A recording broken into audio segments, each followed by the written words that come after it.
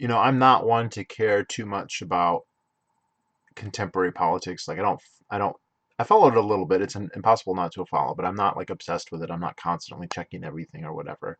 But living in New Hampshire in the lead up to the primary, it's impossible not to know about it because, well, like my grinder fills up with guys who are from out of state, whether they work for a political campaign or work for one of the networks or whatever. There were a ton here for the debates. Grinder just lit up during the debates. It's going to be worse on Tuesday. And I mean, I had guys hitting me up on Tinder saying that they would love to share their uncut cock with me as long as I would go and canvass for Amy Klobuchar. Like, oh my God. And it's so bad. My gym is actually going to be closed for half the day on Tuesday because Elizabeth Warren is renting it out for her party, her defeat party apparently. So this is the I don't know if native New Hampshire people like this or not. They certainly think it's in their political prerogatives to have this this kind of political clout to be this important to the process. They're very defensive about that. There used to be a lot of states realizing that, hey, if you're down a down ticket state, if you're one of the later primaries or caucus states, you don't really seem to matter that much in the political calculations of candidates because you tend to get a front runner who then just runs away with it, and so it doesn't really matter how the people in 2/3 or 3/4 of the country matter or vote. And so Iowa and New Hampshire can kind of like set you on a trajectory to win. Not all the time, there are exceptions, but they're way disproportionately powerful, and they're quite jealous about that. So you started to have states that would push their primaries further and further. And so I think at one point New Hampshire passed a law saying their primary was automatically a week before any other primary. And eventually somebody stepped in and put a stop to that. But yeah, it's a serious problem. I got an email last week from my gym saying that on Tuesday that she's only going to take half the gym. But they said the parking lot will be full, and so you basically need to go in the morning, which I normally do, but I like to go twice a day, so that is quite annoying. Um, and I'm definitely not going to support her now. Although I must be honest, I wasn't about to support her anyway. Uh, yeah, guys hitting me up on Grindr. Yeah, no, I had a guy matched with me on Tinder, and then he said, "Hey, handsome, would I've got an uncut cock if you want to come canvas for Amy Klobuchar." And I said, "Oh, I don't want to do that, but if you want to meet," and then he blocked me. But there's a lot of profiles now that say vote for Bernie, vote for this person, that person. Um, a lot of the guys, the debate was had at St. Anselm College. I live about a mile from there, so pretty much ground zero as far as that surprise. I'm already getting texts from some of my friends in DC. Mark, you'll know some of those people. They're texting me saying that they're flying in tomorrow or the next day. So this is like the spotlight that's always on DC. It kind of, temporarily moves to New Hampshire for like a week. Um, yeah, obviously Trump isn't an ANCAP, but if you are choosing between Trump and Bernie, yeah, it's an easy choice. Um, you can get more into a debate there. I mean, if you just look at their policies, Trump is just very consistent with just about everybody that we've had. There are some differences between him and Obama policy-wise, but not hugely. Whereas Bernie would be a radical. Yeah, I think he's an honest Marxist. I think he really believes in that. Honest Marxists believe he's that. I have yet to hear a hardcore leftist who dismissed Bernie or thought less of him, which they do tend to do for people like Warren. Warren is despised, even though her rhetoric is not that different.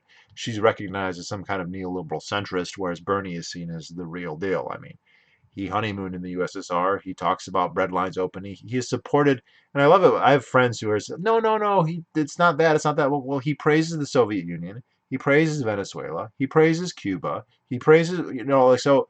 What's the inference supposed to draw? Well, he actually believes in Scandinavian socialism, and but then they'll also say, well, socialism, that means the state ownership of the means of production. Well, if that's the definition, then that doesn't apply to Scandinavia. Then those are market societies. So they kind of like to have their cake and eat it too. It's quite annoying. But what I kind of wanted to talk about, I think I'll wait until we get more people on here. So uh,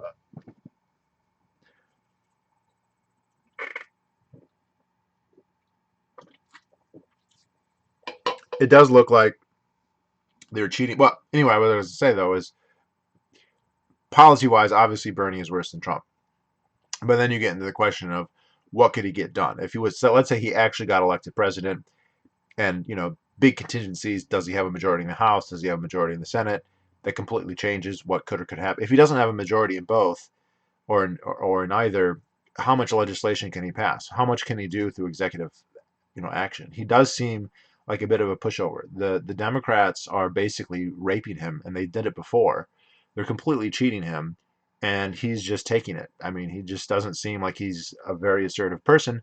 Which, if we're going to have a president, well, most people would say they don't want that in a president. But if we're looking at him potentially trying to implement his communism, I would rather have a weak-willed communist as a president than a strong-willed. You don't want a man of steel trying to implement communism.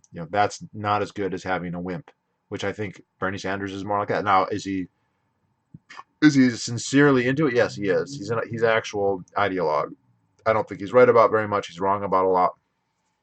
Uh,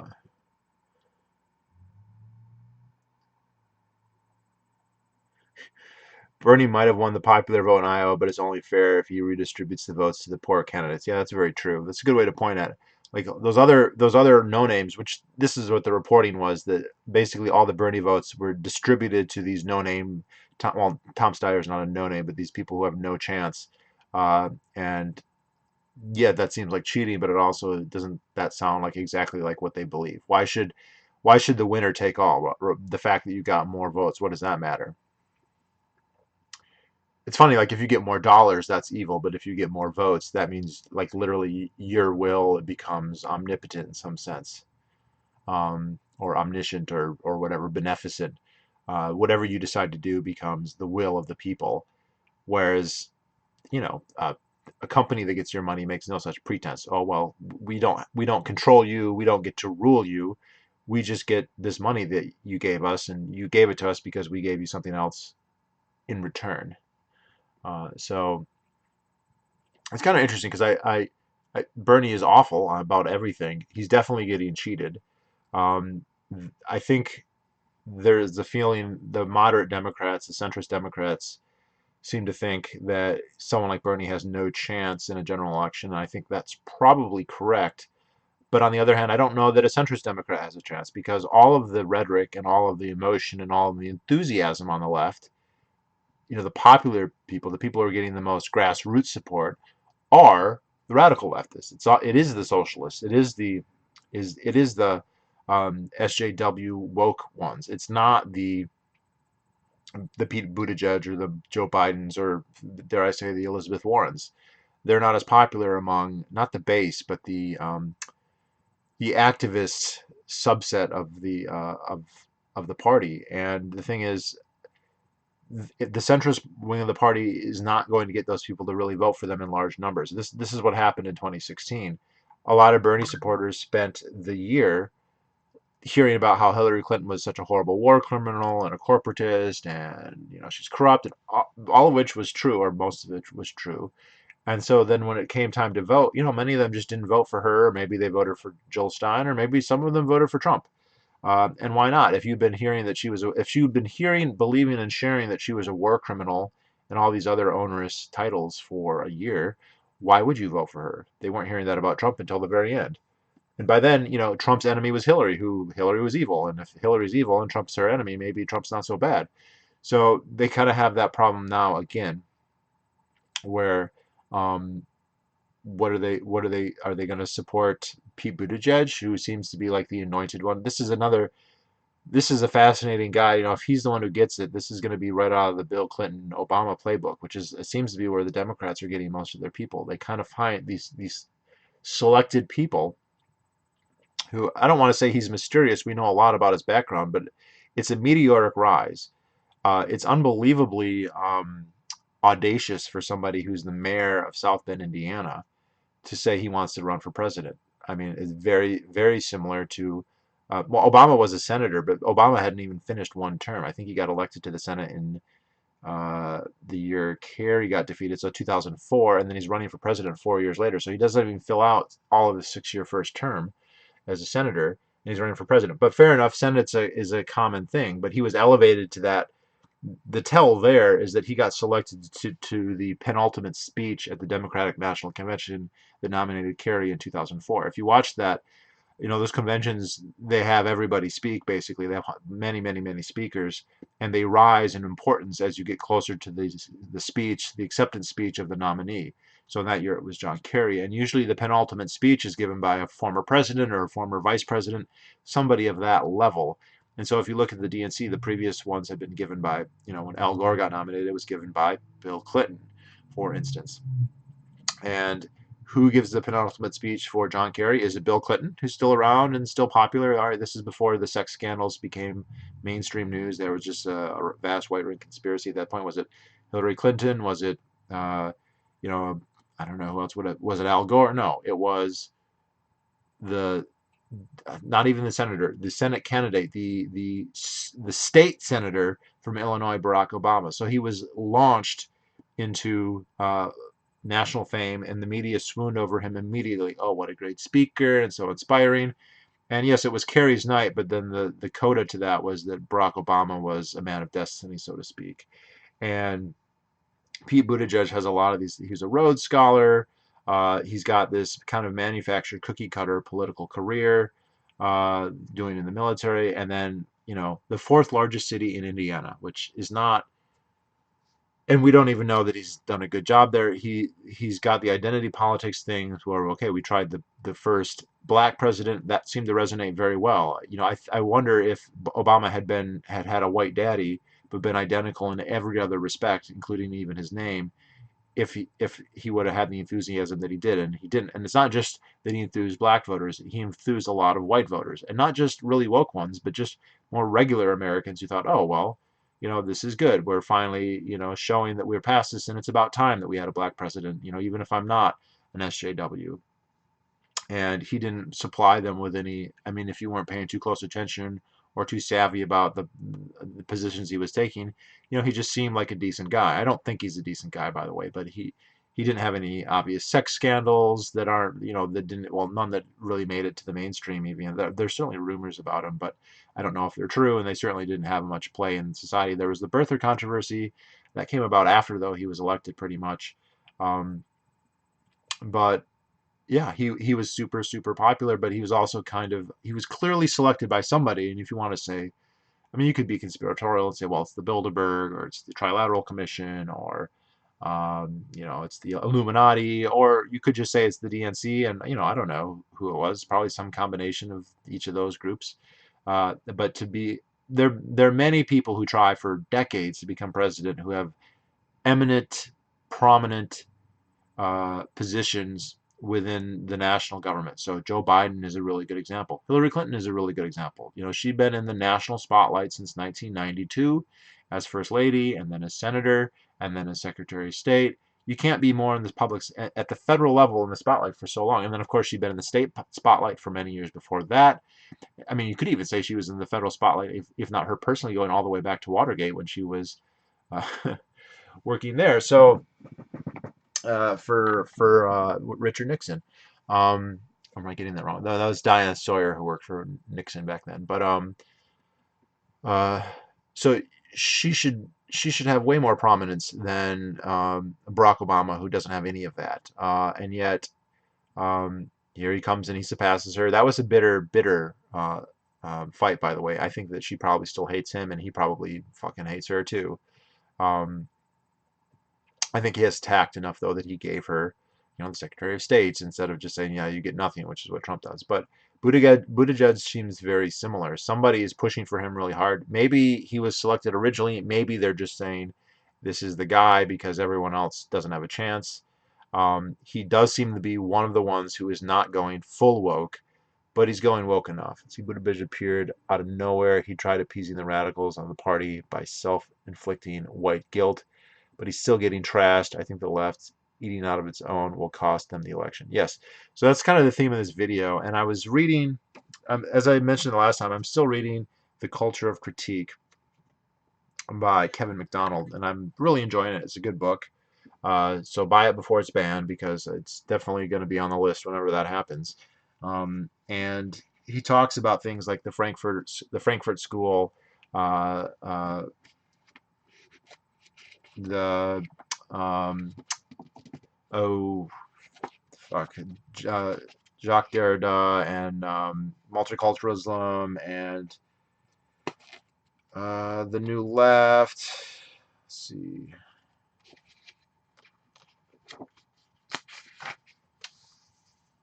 Yeah. So, story is that Buttigieg is a bottom. That's everything I've heard, but I haven't heard that firsthand from anyone.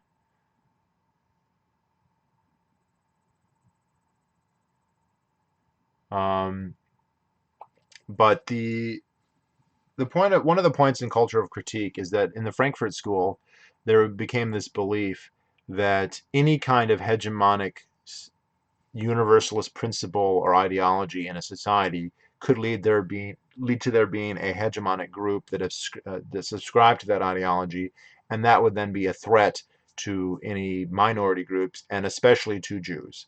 So a lot of these guys, the Frankfurt School was in Frankfurt, Germany. It existed in the 30s. It was this hotbed of Marxist thought. When the Nazis came to power, they immediately closed it. Many of those guys fled the country, very wisely, ended up in the United States. And after the war, they looked at, they said, look, truth, justice, and normal scientific method doesn't matter. What matters is stopping another Holocaust from ever happening again. So it doesn't matter if you have to make propaganda science. That's fine as long as the goal is to stop another Holocaust. And to stop another Holocaust, they said that you have to stop anti-Semitism. And to stop anti-Semitism, you have to stop there being any kind of ideology or any type of collectivism. So not only do you want to dissolve, the Third Reich or an explicitly anti-Semitic state, you want to dissolve maybe any state, any ideology, any church, the family, like even the nuclear family, like every single nuclear family, if possible, and certainly even things like science, like the idea of a universal empiricism. That's evil because hypothetically a universal empiricism might reach conclusions that would be negative towards Judaism specifically, and so that should be avoided, and that should be prescribed, and so there should be no truth, there should be no absolutes, anything, and then you get postmodernism a little bit later that was heavily, heavily influenced by the Frankfurt School, and people like Jacques Derrida said, I learned almost everything I know from the Frankfurt School, and they're saying, well, everything is super relative, and they're doing that for tactical reasons. They think, well, if we do this, if we can break down any potential opposition, if we can break down any hegemonic group, any majority group, to the point where that has no cohesion, and Jews remain a cohesive minority, then we'll be safe. And you can almost look in post-Holocaust, you can understand why people might want to think that or might want to do that, right? But that doesn't mean what they were doing was right. It just makes it maybe potentially understandable. Well, what seems to be happening is, and I remember saying this in 2016, that the left is getting so out there that they're going to alienate everybody, and that's what's happening. Their own party now is kind of dissolving. So what's happened is that influence, by the way, that postmodern influence, that Frankfurter School influence, is very wide. It's not restricted to the left. It affects all segments of Western society, but it's just affecting certain segments more. And the other problem is, if this was just a tactic, maybe these people didn't really believe in this. They really do believe that there's actual truth and there is actually a scientific method, but for strategic reasons, they pretended like it's not, so that they can dissolve the hegemonic world order, preserving their tiny minority, their clannish little group. But unfortunately, even if they thought it was a tactic, many of the people they indoctrinated believe it's true, and so then you have this position where facts don't matter, science doesn't matter, nothing matters, you're not woke enough, you're not woke enough, and the next thing you know, it completely breaks down. And that looks like, but so it's affecting the left more than the right. It's still affected the right, but the result is that the left is kind of, it looks like, I could be wrong. There could be other reasons. Like, I think if there's a big economic collapse, which I think is always possible with the monetary policy that we have, I'm not saying it's going to happen before the election, but it definitely could. And if it does, there's a good chance that Trump could lose. But otherwise, I don't know, because the left is just so fragmented now, where you have half of them are saying the other half are evil white supremacist capitalists, and the other half is saying you're just a bunch of, commie SJWs. Um, it is interesting that like most of the rhetorical power and most of the appeal is with the SJWs, the grassroots support, the people, you know, the Bernie is the more popular of the three. Everything is relative. Do you think Buttigieg is top or bottom? Do you trust the bottom to be president? They say James Buchanan was the first gay president, actually. There's pretty good evidence that he was gay. I don't know if he was a top or a bottom, though. Um, there's a dynamic where some people are very, like, most gays are bottoms. So, there's that. If he's gay, odds are he's a bottom. Um, but the other thing is, a lot of times guys are like dominant, assertive, high status in society, like they're a CEO or they're whatever, a senator or whatever. But then in bed, they're a total subslut. They're a bottom in bed, but then out in the real world, they're much more, masculine per se. So I don't know. I don't have any firsthand, I've never met anyone. I know gay people in Indiana, but I don't know anyone who knows him or who's met him or claims to have met him. So I don't have any kind of insight on that. I suppose it's something that you could discover if you wanted. Um, but no, I don't think it matters too much. I think that someone like Buttigieg is, uh, you know, his personal life is subordinate probably to his political ambitions to the point where you have to wonder if he even enjoys sex at all. Like if they said you can have no sex at all for the next 8 years in order to be president, he would say sure, done, and not ever really have a problem with that. Now, is that a sacrifice he's going to have to make or be asked to make? No, but it's just to illustrate that their priorities are such that and like I think a lot of these guys, Pence is this way, Obama's probably this way. Um, they might have all kinds of sexual proclivities and stuff that we just don't know about, but they may actually just never do because they know better, right? They know, hey, my ambition is to be president, is to be powerful, is to be respected, and the easiest way to avoid that is a sex scandal. So, just do everything the right way. And some of them, the power goes to their head, or they're just really, really indiscreet, and it still happens. But if you're popular with the press, this gets covered up. This was famous with the Kennedys. It was no secret that John F. Kennedy was a philanderer and that he was sleeping around with everybody. Um,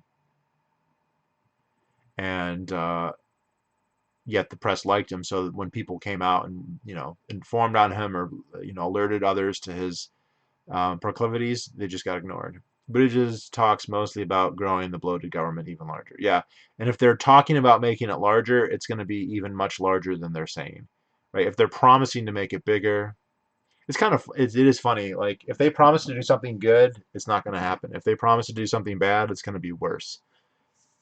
It's kind of the way it goes, unfortunately.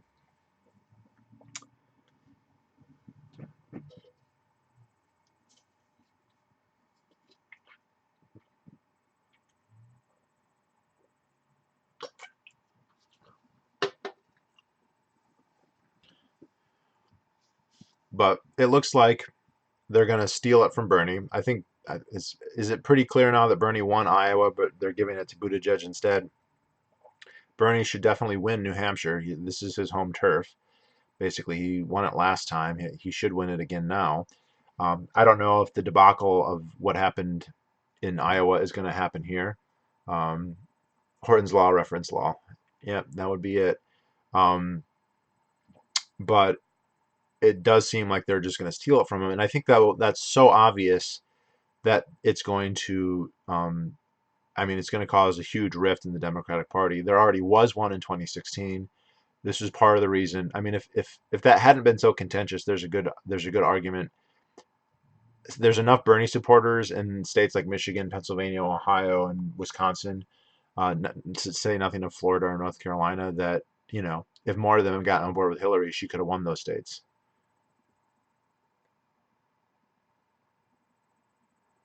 Uh, so it's kind of a catch-22 because the candidate that would do better against Trump in the swing states, you know, is not the candidate who would motivate the base of the Democrats. Now, that might make sense because let's say, okay, well, lots of people in California and New York City are not going to be really big Pete Buttigieg fans, and so they won't vote. But those two states are going to go for the nominee anyway. So what really matters are those marginal people in the middle states, in the Rust Belt, whatever, the blue wall. But it's an open question whether um, those states still do have lots of social justice warriors in them, right? They still have a lot of. They don't maybe have enough to elect an AOC, but they have enough to maybe swing an election between a Republican and a Democrat. Um, and Pete is an avatar of the deep state, basically. I think most of them are. Trump is the only. I mean, he really is, as far as we can tell, the only president in a long time who could credibly consider not to be part of the deep state. And even he has been really, I mean, he's been constantly on the defensive because of them. I would love to see him just go hog wild and eviscerate them. And, he's starting some investigations now, so there's a chance that this will happen. But I wouldn't count on it too. Like, it's too deep. It's too much of the state. They would have to be destroying their own power. Um, do you think wacky candidates like Vermin Supreme do more harm than good for the Libertarian Party? Well, I don't know that he's really. Look, he goes to PorcFest, and I think he might actually be a Libertarian, but he doesn't run on the Libertarian ticket. He runs in the other primaries, so I don't think he does any harm. And he's mocking, the process. So I think that's fine. And also, if we're talking about like the Libertarian Party, how much can you harm it, right? It basically it is in this very strange position where it's not moribund. Like they managed to get on the ballot in all the states. They managed to put candidates forward. They managed to run a campaign, and they managed to get more votes than any of the other third parties every time, pretty much. But they're basically completely moribund. It's very strange. They're obviously the two-party system in the United States is very entrenched, and it's a lot for them to cope with. Stop my timer here. And they haven't done the best with it, but I don't think that they have a clear strategy of what they want to do. Are they going to be just offering a sound solution, or are they trying to appeal to enough marginal voters to get enough turnout to do something? Um, I don't know that neither strategy promises a big reward in the short run. I think I prefer the former strategy, though. Vermin Supreme is currently running in the Libertarian primaries. Okay, so there you go. Yeah, but you know who does way more damage to that, though, is Bill Weld, right? Bill Weld running in the Libertarian primaries is much worse. And, at PorcFest this year, Bill Weld was there. I think he was running for the Libertarian, and then he switched to run for the um, Republican. So I heard he got 1% of the delegates in Iowa. And there were people like, well, he's the one guy standing against Trump. That guy, I think he's just politically ambitious, but he's from a small state. He doesn't have a big name, and so he tried to become the big fish in a small pond, as the saying goes, and that didn't really serve his ends very well, and so he's trying in the big pond. But look, the Never Trump stuff, they're out there, but I think in a lot of ways they're politically marginalized, and the party, most Republicans, the vast majority of Republicans, they want Trump to stand between them and the left because the left is just going bonkers. Right? The left is going to come for your guns and they're going to come for your babies, man. They want to kill babies on the table. They want to take your guns. And how that became their strategy, I don't know, but that is their strategy. Yeah, I said that, Cinefan. Haven't you been listening? Like, yeah, he got like 1% of the delegates from Iowa against Trump. Well, I don't know what his plan is, though. He's not going to get the nomination. So I guess he's hoping to, I mean, pull a Mitt Romney here. These guys are falling on their swords for like no reason, uh, as far as I can tell. I mean, I felt what? Okay, so I have friends now who didn't follow politics before, who are now obsessed with how principled Mitt Romney is. I was like, if you think Mitt Romney is principled, I don't care if you think this one decision was principled. His history is so jaded as far as that's concerned. That the idea that, well, this was his once altruistic decision. No, I don't think so.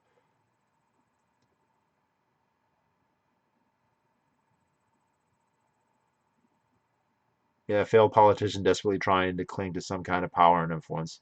That's probably it. I don't know him well enough to say, but well, he was the lieutenant governor of Massachusetts, and it's my understanding that a lieutenant governor in Massachusetts is a position of some prominence within the state. It's not a perfunctory position, but it's a small state geographically anyway, and he's not the governor, and that was a while ago. So he's somebody who you maybe heard about if you lived in Mass 20 years ago or 10 years ago or whenever he was the lieutenant governor, but he's not a national figure. The being the VP candidate for the Libertarians didn't make him a national figure. Um, who do you think is worse, Weld or Chaffee? Well, Chaffee is probably very likely an actual murderer, but Weld is actually in favor of all of our war imperialism. So in terms of being a president, I think Weld is the worst choice because policy-wise, Chaffee is the best choice between those two. Do you think Sanders could win the Rust Belt, e.g., Michigan? I feel like he might be able to, maybe.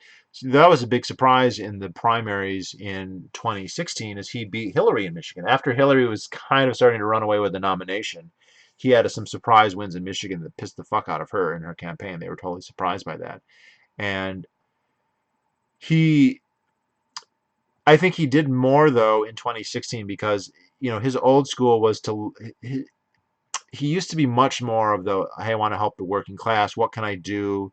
And he was talking to blue collar workers in the Rust Belt, but he has really pushed. He's really become much more of an SJW and a woke leftist now. And so, whereas before he would say that mass immigration is a Koch brothers ploy, it's a libertarian scheme. Now he's for it, right? He's for open borders essentially.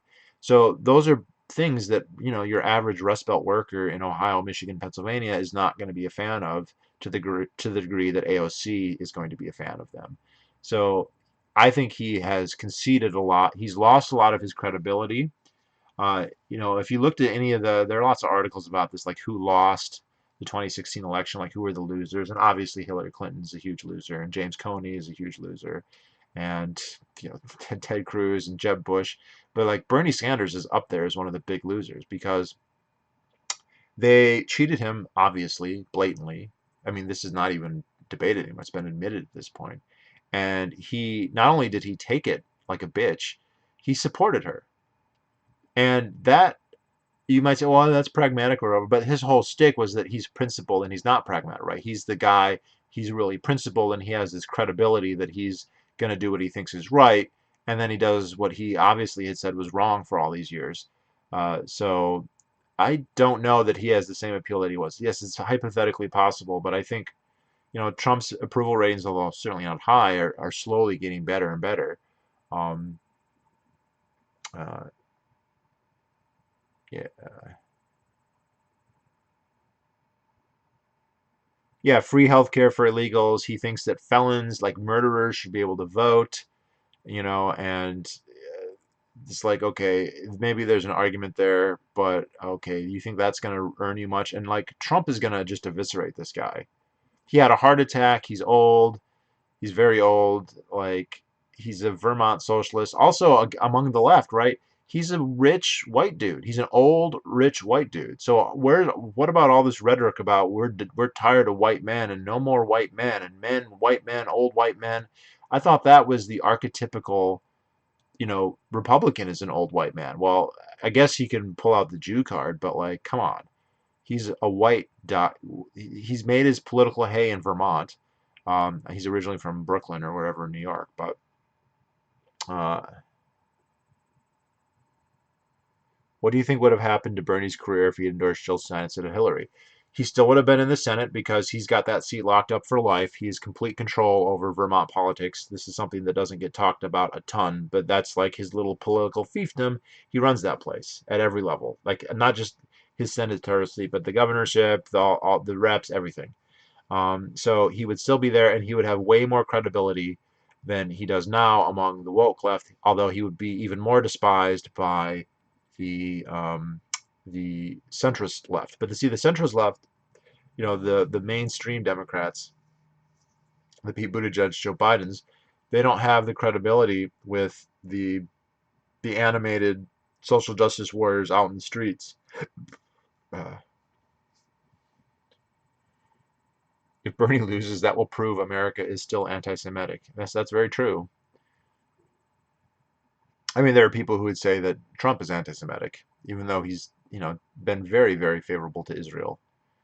Uh, Coronary Sanders, yeah, very good.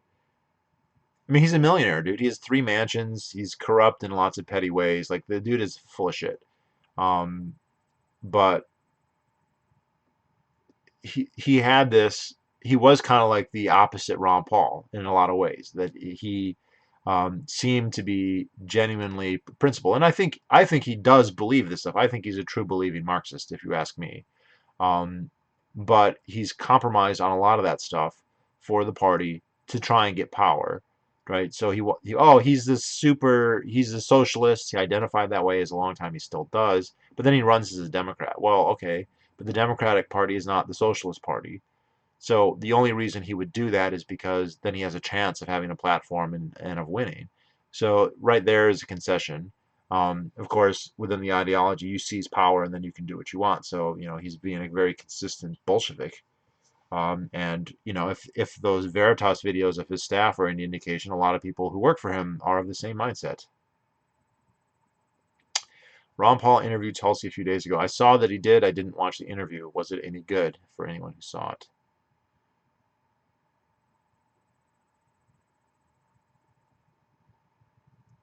Yeah, so does everyone think that the Russians are the ones who fucked up the Iowa caucus vote? Like we heard that there was all this Russian interference in 2016. So was it the Russians who fucked up the Iowa caucus this time, or was that the DNC?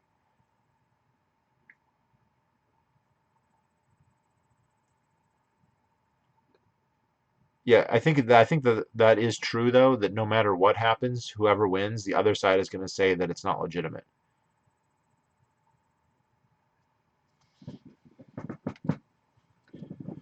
Look, I think most of us would agree that Tulsi is probably the the least bad or the best of the Democratic candidates, especially when it comes to war. But she hasn't been great on that. She's not going to go anywhere, and she's not good enough on enough other issues for us to really carry a lot of water for her. They're going to drum her out. Yeah. Do you think the power equals competence myth is a major obstacle to libertarianism? Well, I've never heard anyone posit it just like that. What people will say, they'll just do the might makes right kind of deal. Ultimately, they're the ones who won the war or whatever. But I find like that people are deeply unsettled by that idea, though, because then it means that the Nazis are right and the communists are right, and anything, if any warlord can do whatever he wants, if he can do it, and I think not only do most people find that unsettling, I think most warlords find that to be a problematic way to rule, because as soon as any physical weakness manifests, well, they'll be despised, and at any opportunity they can be overthrown and ended very violently. Whereas if you can have an ideology that infers that there's some kind of consent going on, and you're not seen as a tyrant, well, you might lose power, but you won't die at the end, right? So American presidents don't die violent deaths ever unless they're assassinated, which is unusually. It's not. It's actually relatively common. If you say, well, you have one, what is it, 4 and 45 chance or a 10% chance of getting assassinated. So that's pretty high. But uh, uh, yeah, I think that uh, they have this. It's easier to rule with an ideology that says, well, this is based on consent, and I'm not using might makes right. There's some kind of um, greater law, higher law, whether it's divine or whatever, objectivist, that is dictating what I'm doing, and it's giving me a mandate of heaven, as the Chinese would call it. And I think that they find that they can mobilize the resources of their society more that way, and B, they're in less physical danger. But again, people who aren't in that position still don't like, because if you say, okay, might makes right, okay, then the Nazis weren't wrong. Hey Luke, good to see you. How's the kid coming along? I know you're expecting. Many leftists and socialists have claimed that Jesus was one too. Do you agree? Why or why not? So the problem here, I'm not a theologian, and when I have read about it, I think that Christianity evolved from the religion of Jesus to a religion about Jesus, and that's a big distinction. I think it's very likely Jesus was a real person. I don't think he was divine. He may have been very smart. There's indicators that he was, probably a really impressive guy in a lot of ways. Um, and he did have a theology and a point of view that obviously captivated some number of people, and enough that they were able to propagate that despite a fair degree of persecution at one point. So there's a lot there, but um, the Christology of his role and all that changed a lot. So he portrayed himself more as a prophet, not as God. And then later, within 100 years, Christianity was not only had to kind of elevated him to the point of God, but then we're just debating, like, was he co-equal with God, or was he the Father? Was he the Son? Was he the Son subordinate to the Father? Was he infinite? Like, did he always exist? Did he not always exist? Right? And so most of the New Testament and most of Christian ideology is a religion about Jesus, not the religion of Jesus. Um, I think, though, because he used parables and metaphors so much, and again, there's some of it that it seems very likely is from him, and there's a lot of it that was probably created later, especially in the book of John. Um, so the stuff that was created later may have been inspired by real things. It may have been completely added. One of the things too about him, aside from him being elevated into a more massive divine being, is he became the religion became more explicitly anti-Semitic in a lot of ways. But uh, I think people read into it whatever they want. So there are anarchos capitalists who read the Bible and are convinced that that is the soundest way to interpret it, and there are people who are socialists who read it the same way, and it's just it's vague enough. One of the reasons that that it has survived this long is that it's not literal, and so I mean it's just not. It doesn't make sense. I remember having this conversation in college. This girl who was very uh, astute biblical. She always had her Bible. She was always reading it and marking it up and thinking about it. And she just took it very seriously. Someone who believed that, she was a believing Christian, and so the Bible was very, very important to her. And she asked a group of us sitting there the passage where Jesus says something along the lines of, "Take up your cross and follow me daily." Something along those lines. I'm misquoting exactly.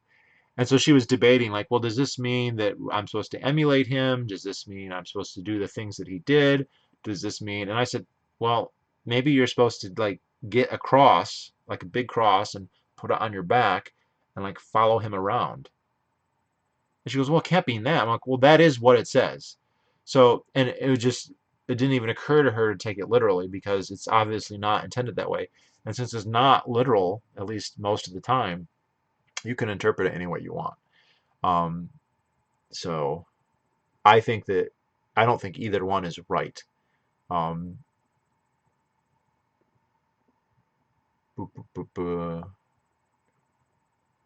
I mean, by this, a lot of this, people think because the government has power to do things, it's competent to solve problems, magic wand waving. Yeah, but to have power, solving problems is not just an application of force, right?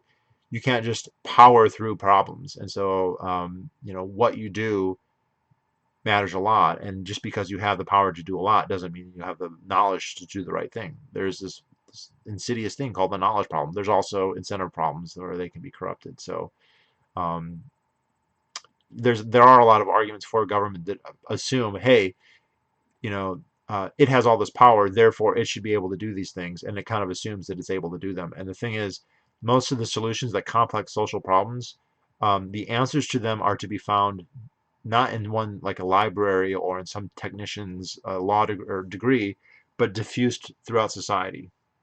The information that tells us how much acreage to devote to oranges that's spread among every consumer of oranges and every producer of oranges and every producer of every other good and every consumer of every other good. That's where that information lies.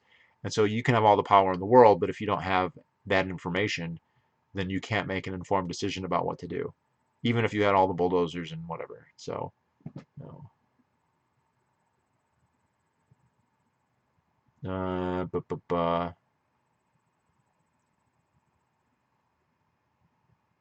do you think that that's a result of trying to make it compatible with paganism? Uh, what, the anti-Semitism or the Christology? Um, there are there were so again one of my favorite topics, the circumcision. There were pretty strong debates early in the church about circumcision. Did converts to Christianity have to become circumcised as Jews had become? And the answer was pretty strongly no. And it is an interesting debate whether that was a sincere theological conclusion that the teachings of Jesus reached, or if that was a tactic because they realized that most of their converts at that time would have been Greeks and Romans who actually had a pretty positive view of foreskins and would be unlikely to convert if it meant getting circumcised. And it's at least, I think that's at least some of it. The theological debates I don't know as much about. I do know whenever I've heard any Christian talk about this, and I'm not just talking about intactivist theologians or anything, like they've all said that it's not necessary. It's one of those Old Testament things that the New Testament has obliterated, but I'm not a perfect angel on that. Hey, Fallen, should the Jews renounce circumcision? Absolutely, yes, they should. No question. If an adult, and I would be, and I push the age when people are able to make decisions like that earlier than most. I wouldn't say 18. I would say it's probably closer to 14. If somebody wants to get circumcised, that's obviously within the right. I know someone who did. He was born in the UK. He was uncircumcised, but he was Jewish. He got more serious about his Judaism when he was in his 20s, and he got circumcised when he was 30, right? And he did it for religious reasons. And I think that was stupid, but I can respect his, at least he took it seriously and did it. I have another friend in the UK who's also uncircumcised and Jewish, and he definitely, I mean, he speaks Hebrew and he vacations in Israel. He wants to live in Israel. He's told me he wants to even join the IDF at some point, but he's not circumcised, and he's like, I am not getting circumcised, no matter what they say. That is part of him. He loves that part of himself, and he never wants to see it go. So, um, yes, but doing it to infants is ethically wrong. Your religious observance does not. You cannot. You can teach your children your religion. You can indoctrinate them into your religion. You can't carve your religion into their body in that way. You can't do it in any other way. You can't do that to your daughter to circumcise her. You can't foot bind, teeth file, flat head forward, uh, whatever else, infibulate. There's all kinds of mutilations people do for religious reasons, and you ought to be free to do that. Um, but you can't do that to your kids, right? So, no, they should definitely abandon it. And I think one of the reasons they are so insistent, look, among the religious Jews, they're insistent because they think God commanded this and they're just doing what God says. And I find their arguments to be the most, at least intellectually honest. They don't talk about hygiene. They don't care about hygiene. They don't care about HIV. They don't care about sexual pleasure. It's God told us to do this, so that's what we're going to do. End of story. In those people's, I would say, okay, can you at least do like, if you're going to do it, I mean, you shouldn't do it. If you're going to do it, can you at least do like a pre-seleucid original circumcision where they just take the acropostia, just the tip of the foreskin instead of denuding the entire glans, because you would still be technically doing the right thing. And Jews are all about doing it technically, right? So you'd still technically be doing a circumcision, but you wouldn't be fucking up the penis nearly as much. And I've met guys who were like that, had minimal circumcisions where just the very tip was removed, and they still had full coverage, and they look uncircumcised. They grow up thinking they're uncircumcised in that case, and they have most of the function of a foreskin, probably like 85% of their foreskin function instead of the 15-20% that a guy who gets a standard American circumcision gets. But most Jews are not religious, they're secular, and they don't believe in God, or they don't take the Torah literally or whatever. And I don't think the reason they are not amenable to not doing it to infants is I think they realize if they left it up as a choice, Or if they said, okay, you can decide to do this when you're maybe when you bar mitzvah, for instance, that would be a good time. You're 13, 14. I think they realized that the vast majority of guys would choose not to do it. Or at least enough would do it. They're not comfortable with that. It's something that you really want to pass on father to son, and you have to force it on a young child. When they start to get older, the older they get, the harder it is to impose on them, and the more likely they are to resent you afterwards. But the worship of a man as a god rather than an ideology. Stoicism, non-theistic ideology is probably only available to literate people. Uh, yeah, that's good. I mean, I don't know. Historically, I just don't know enough about this period in the first couple centuries of Christian, how it spread. You're absolutely right that literacy rates would have been very, very low. Um, I mean, there's a big question here because Jesus would not have been speaking Greek; he would have been speaking Aramaic. All the earliest Bible texts that we have, and the earliest ones are, I think, within they might be they're probably within 50 years of his death, maybe within 30 or 40 years of his death. They're in Greek, and none of his followers. I mean, it seems very unlikely that his followers would have spoken Greek, although who knows, maybe they did. But even if they spoke Greek, that they would be literate in Greek is even less likely. So these would have to have been recorded by somebody else, right? So Peter, Paul, these guys did not write the first. I mean, the first, maybe they dictated part of it, who knows, but it would have been written by somebody literate, and that probably wasn't them. I mean, Bart Ehrman seems to think that there's no way they were literate.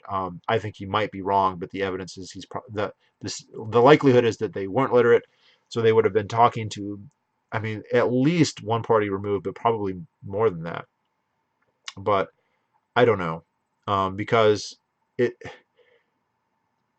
I think one problem there, though, is that the early Christology it took about 100 years for him to be a god, and it was spreading anyway. So it was spreading pretty fast before that even happened, right? Before he was elevated from prophet with a religion to the religion about him, to exclusively. But I mean, it became a point where you're just seeing how much adoration can you put on this figure?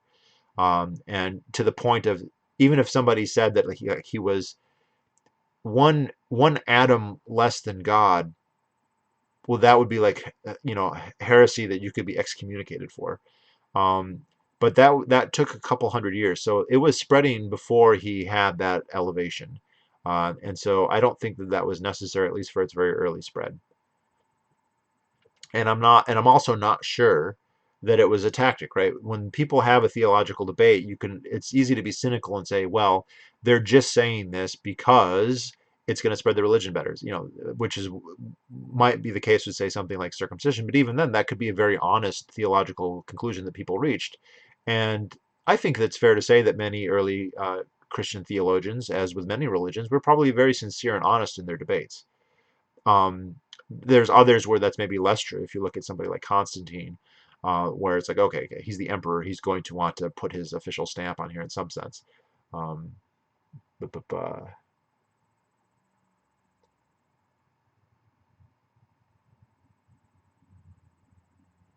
I think it's funny that they claim Massachusetts is the most progressive state, yet it has the highest rate of circumcision. Progressives don't care about men's boys. Okay, I don't know where you're getting that it has the highest rate of circumcision. I think that's unlikely. I think the highest rates of circumcision are in the Midwest or in the far West, places like Idaho, Wyoming, the Dakotas, Michigan. Super high in Michigan. It's super rare to find a foreskin in Michigan. Super rare. And the urban centers like Boston, it's less common, and they have big immigrant communities from Eastern Europe, from Latin America. Those guys are mostly uncircumcised, and they're even if they're born there, first, second generation, they're uncircumcised as well. So I the problem here is we don't really have good stats on this. We just don't have really reliable data on how many guys are getting circumcised when they're born or how many are getting circumcised subsequently. And so these are all kind of rough estimates.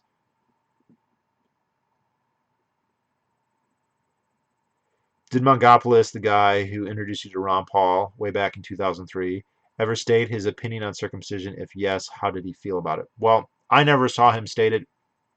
he had hundreds of episodes as far as I know. He'd been on the air something like 10 years when I started watching him. And he did a call-in show, so people would call and ask stuff, and he talked a lot. So it would not surprise me at all if he did have an opinion on it and he did state it. But if he did, I never heard it. And this was before, that was long before I was into circumcision. So I certainly never asked him. I met him a couple times and I never asked him.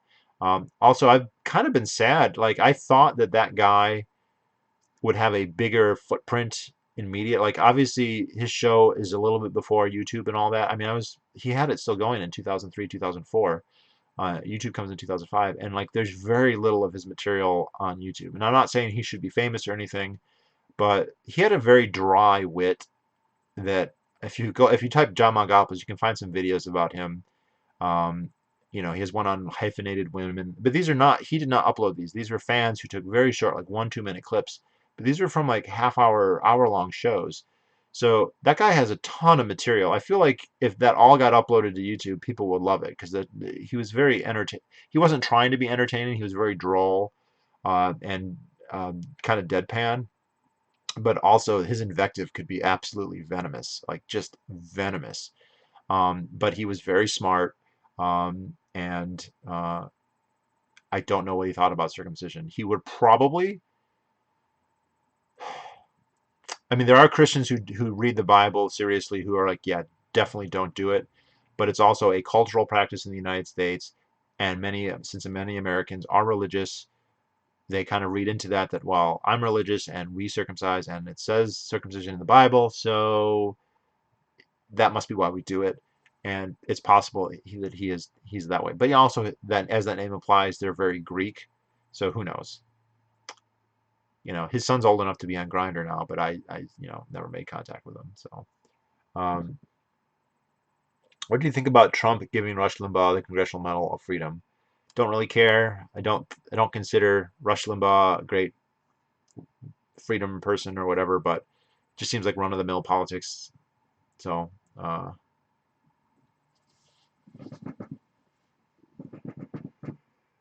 70% official Massachusetts rates. Yeah, I think it might be higher in other states, though. I swear, when I was growing up, it was 85, 90% in Michigan.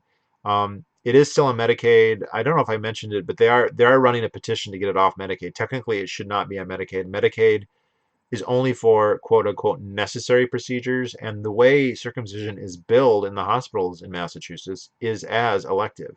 Right? When you go and say we want our son circumcised, it's an elective procedure. End of story. It's not necessary.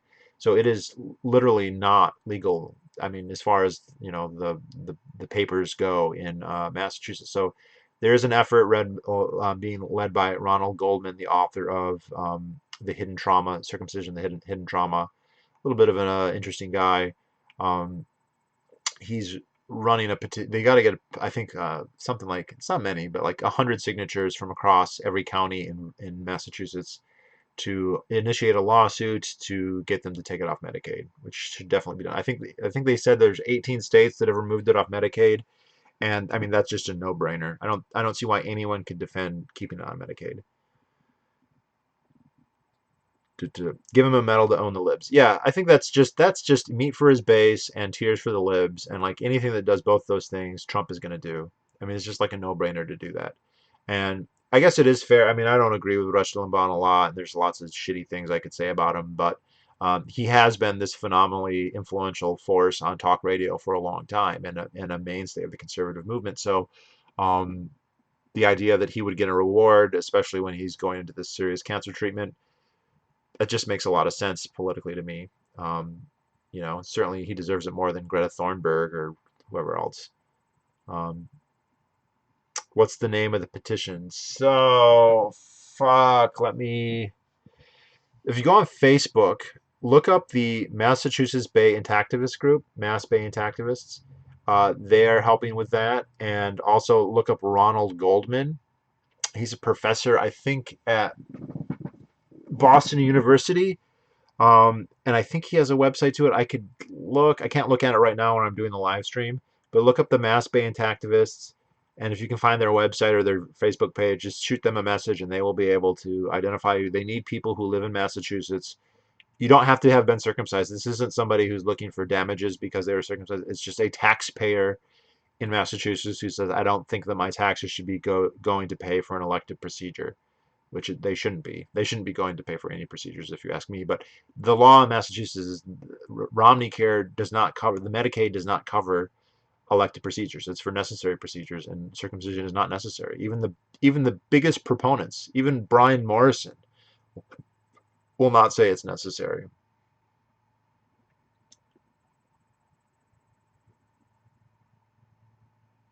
Back in 2016, I went on to Google Images and Googled John Margopoulos, and I found a picture of him and two other guys holding up Trump signs. That does interest me because he was very, very, anti-philandering, anti-whoremongering, anti-debauchery of any type, and I don't see how. I mean, I could see how him pragmatic. I mean, this is a guy who ran for the Reform Party. The reason he mentioned Ron Paul at all is because he's the only person in Congress that I respect at all, and all the other ones were trash to him. So if his standard is that, Donald Trump doesn't make that standard. So that would be interesting to me. Um, I would almost wonder if that was photoshopped or maybe like a, I don't know, a trolling thing. He did do trolling things. One of the things, because he would run for office as a Reform Party candidate, legally the television stations in Michigan would have to run his ads if he could pay. Right? They didn't have to do it for free, but as long as he could front the money, they would have to run his ads, and they would have to run them in the time slots that he paid for.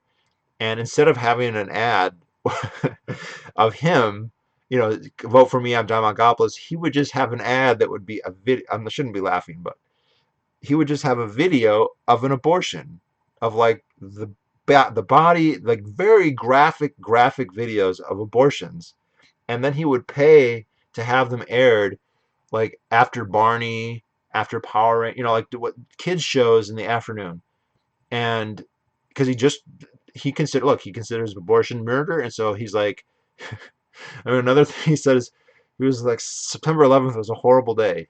It was a horrible day. 3,000 babies were aborted. So he, he was trolling. He was sincere, but he was trolling too, I guess. And so many people were upset by that they would go and complain to the local news station and picket. Why are you showing these commercials like we have to? And then at the end, in the corner, it would show his little face, and it says, "I'm John Margopoulos, and I approve this message." Yeah. Let's see.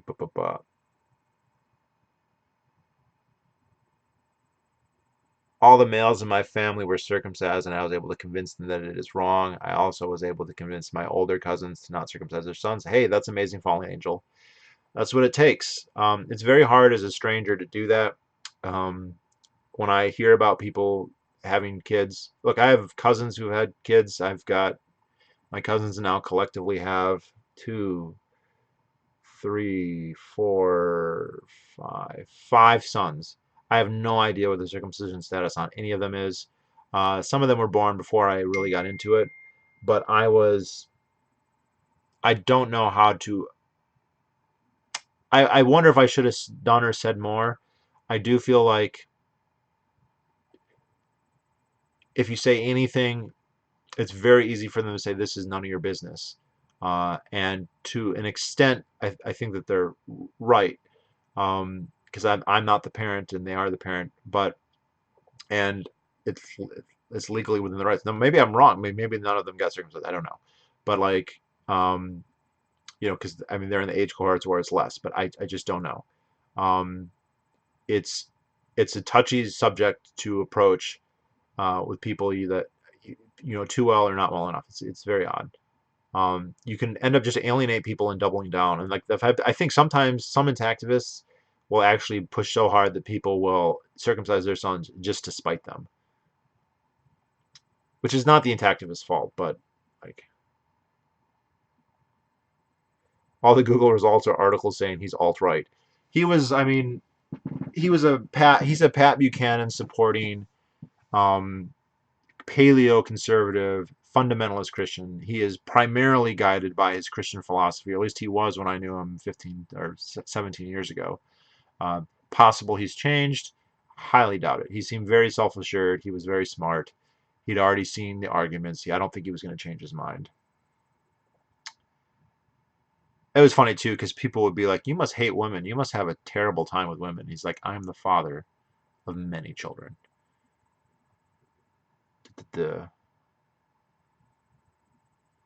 Why do you have a Hitler shirt? I'm blocking you on Grindr for that.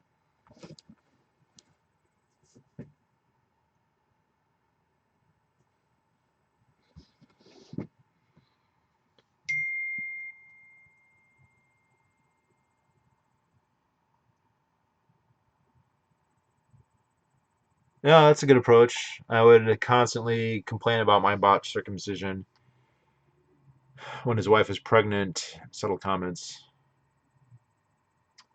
Yeah, and the thing is, we don't even know the botch rate. Botch rate's much more common than people think. I've personally met, probably at this point, 10, maybe a dozen guys who had skin bridges, some of them a lot of very terrible skin bridges. I've seen other things that I don't know for sure, but they might be circumcision problems where the gland has been really mangled. Um, I've seen one that was not an infibulation, but um, the urethra was slit from the sulcus from the base of the glands to the tip, so it was slit open.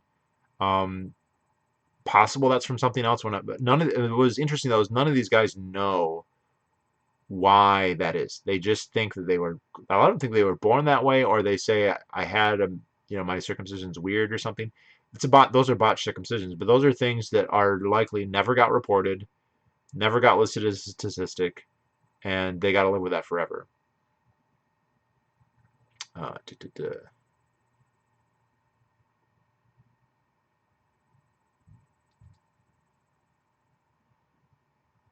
Oh shit! I mean, skin bridges can be surgically repaired. I believe. In fact, I don't think it's particularly difficult. I'm not saying you can necessarily afford it or whatever, but yeah, I get it. I mean, I've seen it. Never gets reported. Never gets. I mean, it's just really sad. And those are the botched ones, but even the ones that aren't botched are still pretty bad. Any progress? I'm getting C7. So I posted a video on a site that I will not name, and I posted it around, and the consensus was I was probably a C5 at this point, what most people said. I am actually I'm consistently getting in the 18 to 20 hours a day. Well, no, probably more realistically 16 to 20 hours a day of coverage or of tugging, and I think that that's going to do well.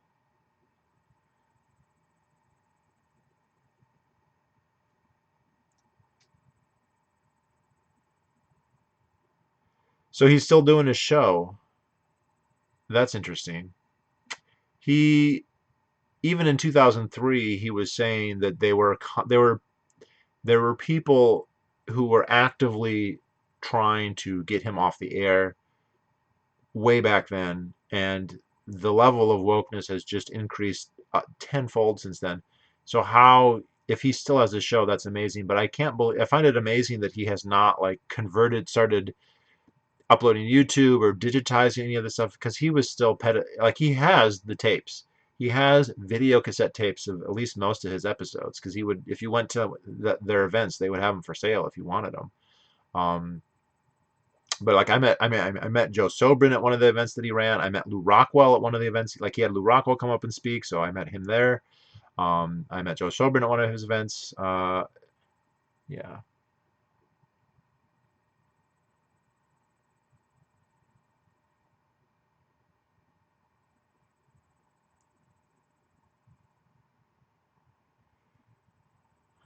Oh, that's terrible, fallen angel. Well, don't feel too bad. I didn't. I mean, I was a virgin until I was 30, so there's hope. Um, I would talk to your urologist about doing some kind of surgery and then going into restoration. Restoration is it's a very long-term process. and it can be frustrating for that reason. And it's also frustrating knowing that the end result won't be 100%, but it will be a significant increase. There's no question that mechanically it's different. And there's no question, not no question, but it's going to increase your sensitivity, and it's going to increase your function, and it's going to cover all that stuff up eventually. Um, and it's one of the few things you can do. So it is empowering to do it. And if you're in your mid 20s, I think that's the perfect time to start. So um, if you can't get the skin bridges removed, it might not even you might be able to just restore over them. I'm not sure how that would work. I've never heard someone post about that, but um, yeah.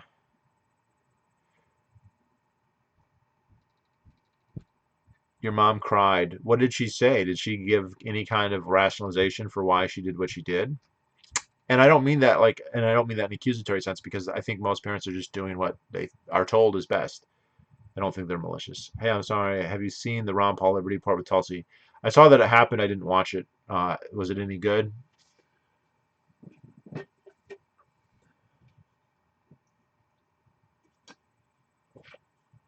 Guys, I'm on a Diet Coke. I got it.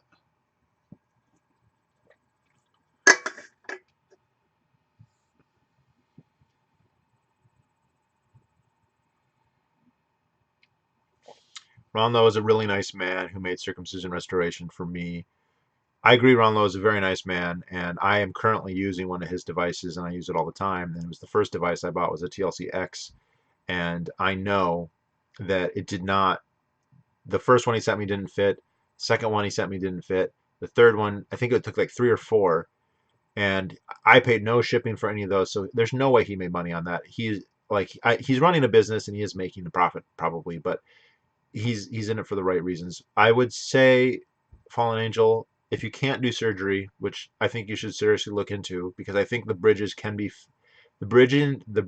fixed that way, I believe. Um, that'll help. But the other thing is you need a device that is comfortable. You want a device that you can wear all day. I really do believe there are people who've had success the other way, but the natural way is with gentle tension as much of the day as possible, as close to 24/7 as you can get.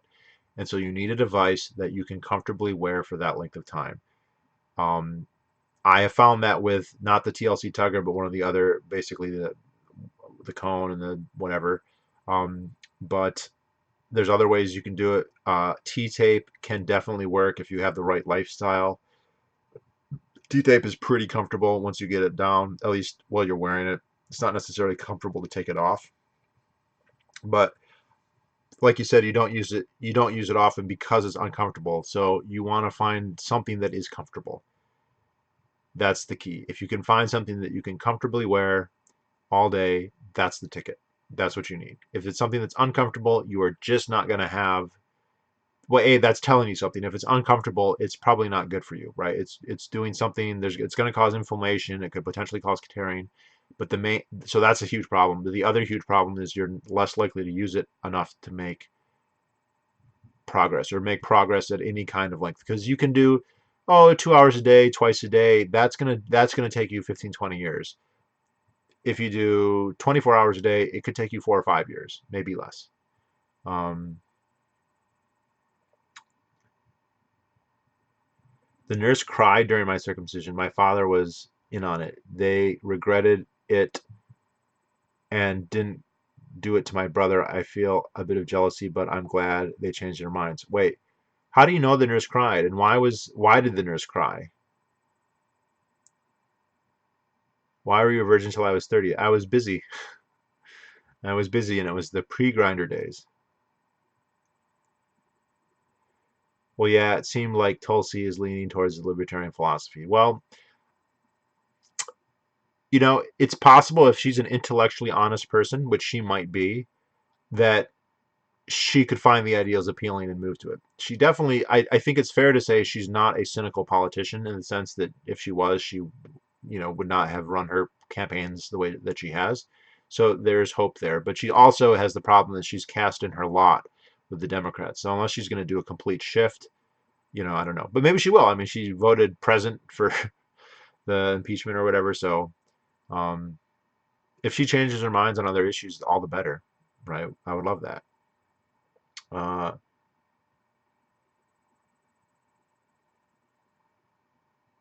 my mother said it was done just following the doctor's advice. He insisted that it get done. He insisted that again. Ironically, he was Jewish. Yeah, and I wonder if the culture of critique, this book, which is basically about Jewish influence on Gentile society, intellectually, open question how much that has influenced circumcision. I've read about this a lot. The Surgical Temptation by Robert Darby, which is by far the best book on the history of um, circumcision in the United States, and well, it's actually about the Great Britain. Um, Talks about that, and the evidence is not great that Jews were really pushing it, but it is true they're pushing it now. Many of them, anyway. But then, of course, many Jews. Again, this is not anti-Semitic because there's plenty of Jews who are pushing it. Ron Goldman is a Jew, and he's pushing against it. Right? Jews are in many ways leading the fight against it as well. But gentle tension is key to the result. I think so. This is hotly debated. Or there's a debate between high tension and gentle tension, and then also for duration.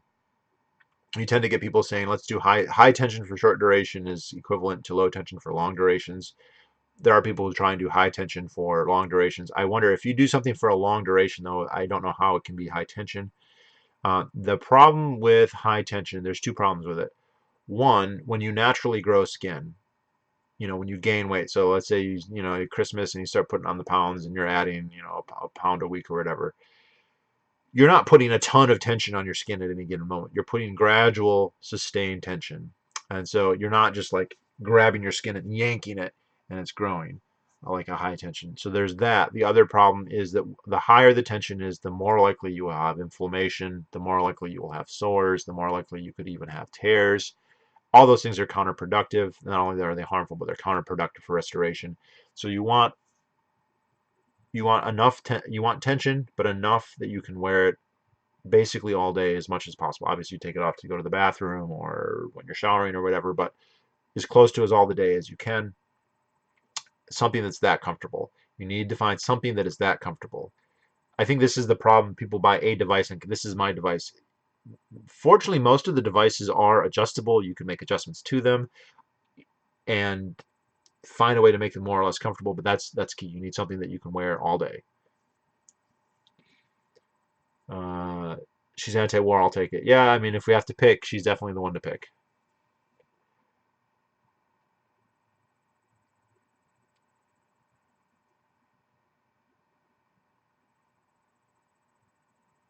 I wonder why the nurse. Do you think the nurse would have cried for everybody or just you?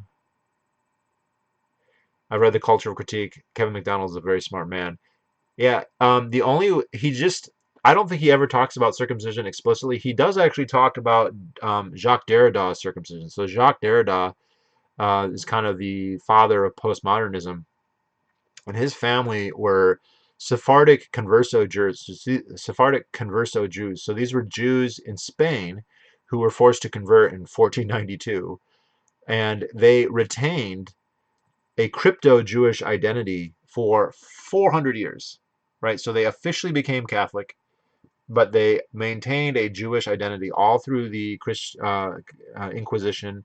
And then his family immigrated to Algeria in the 1800s, and so he grew up in French Algeria as like an atheist, but he also identified as Jewish, and he talked a lot about his circumcision. Apparently, there's lots of quotes of it in the Culture of Critique, and um, he seemed to value it very highly because he was, even though he was an atheist, and he was advocating a complete relativism. He very strongly identified, well, not strongly, but he had a deep affinity with his Jewish roots.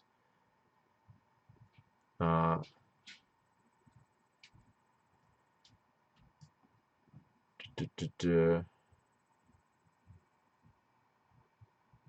How much do you think the left would despise Mongopoulos if he was a nationally known public figure? I can't imagine there are many people they would despise more.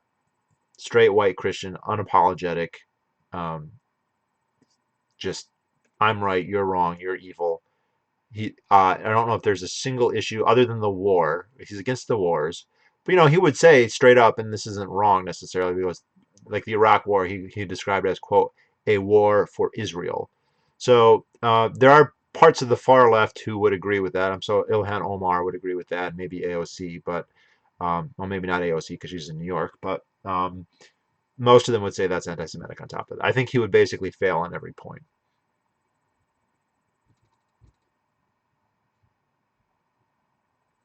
Intact here was body shamed for it maybe 4 times. Once is bad enough. Are you in the United States? And how old are you roughly? You don't have to give an actual age, but like what decade were you in high school, kind of thing.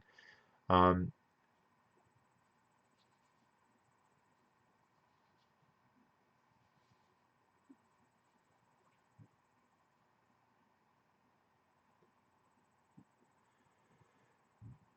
about circumcision, skin bridges. Well, I mean, I've seen lots of skin bridges. I met a guy at Nude Beach who had a really prominent. He actually had a giant disc hanging from his dick, and it was because he had such a prominent skin bridge that he just inserted a disc into it and wore it as jewelry.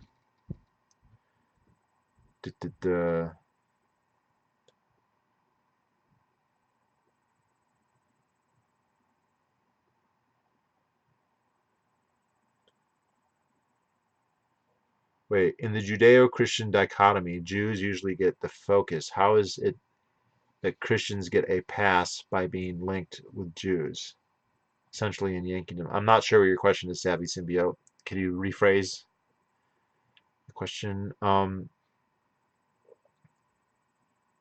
the Jews in the Middle East didn't act that way before Zionism. Do you think that they were afraid of retaliation from Muslims or too small or of influence of anything? So, yes, Zionism has really changed the way, not all, but many Jews act and think. Not all, obviously. Religious Jews, I mean, this is my understanding, but the diaspora, so-called, and I think that that is, calling them diaspora is saying more than we should, because we don't know that they're actually diaspora, right? I think the evidence that, Ashkenazi Jews or Sephardic Jews are descendants from people who fled, Palestine, or Judea or Israel, after the Romans in whatever 171, is it's questionable. It might be true, but it's questionable.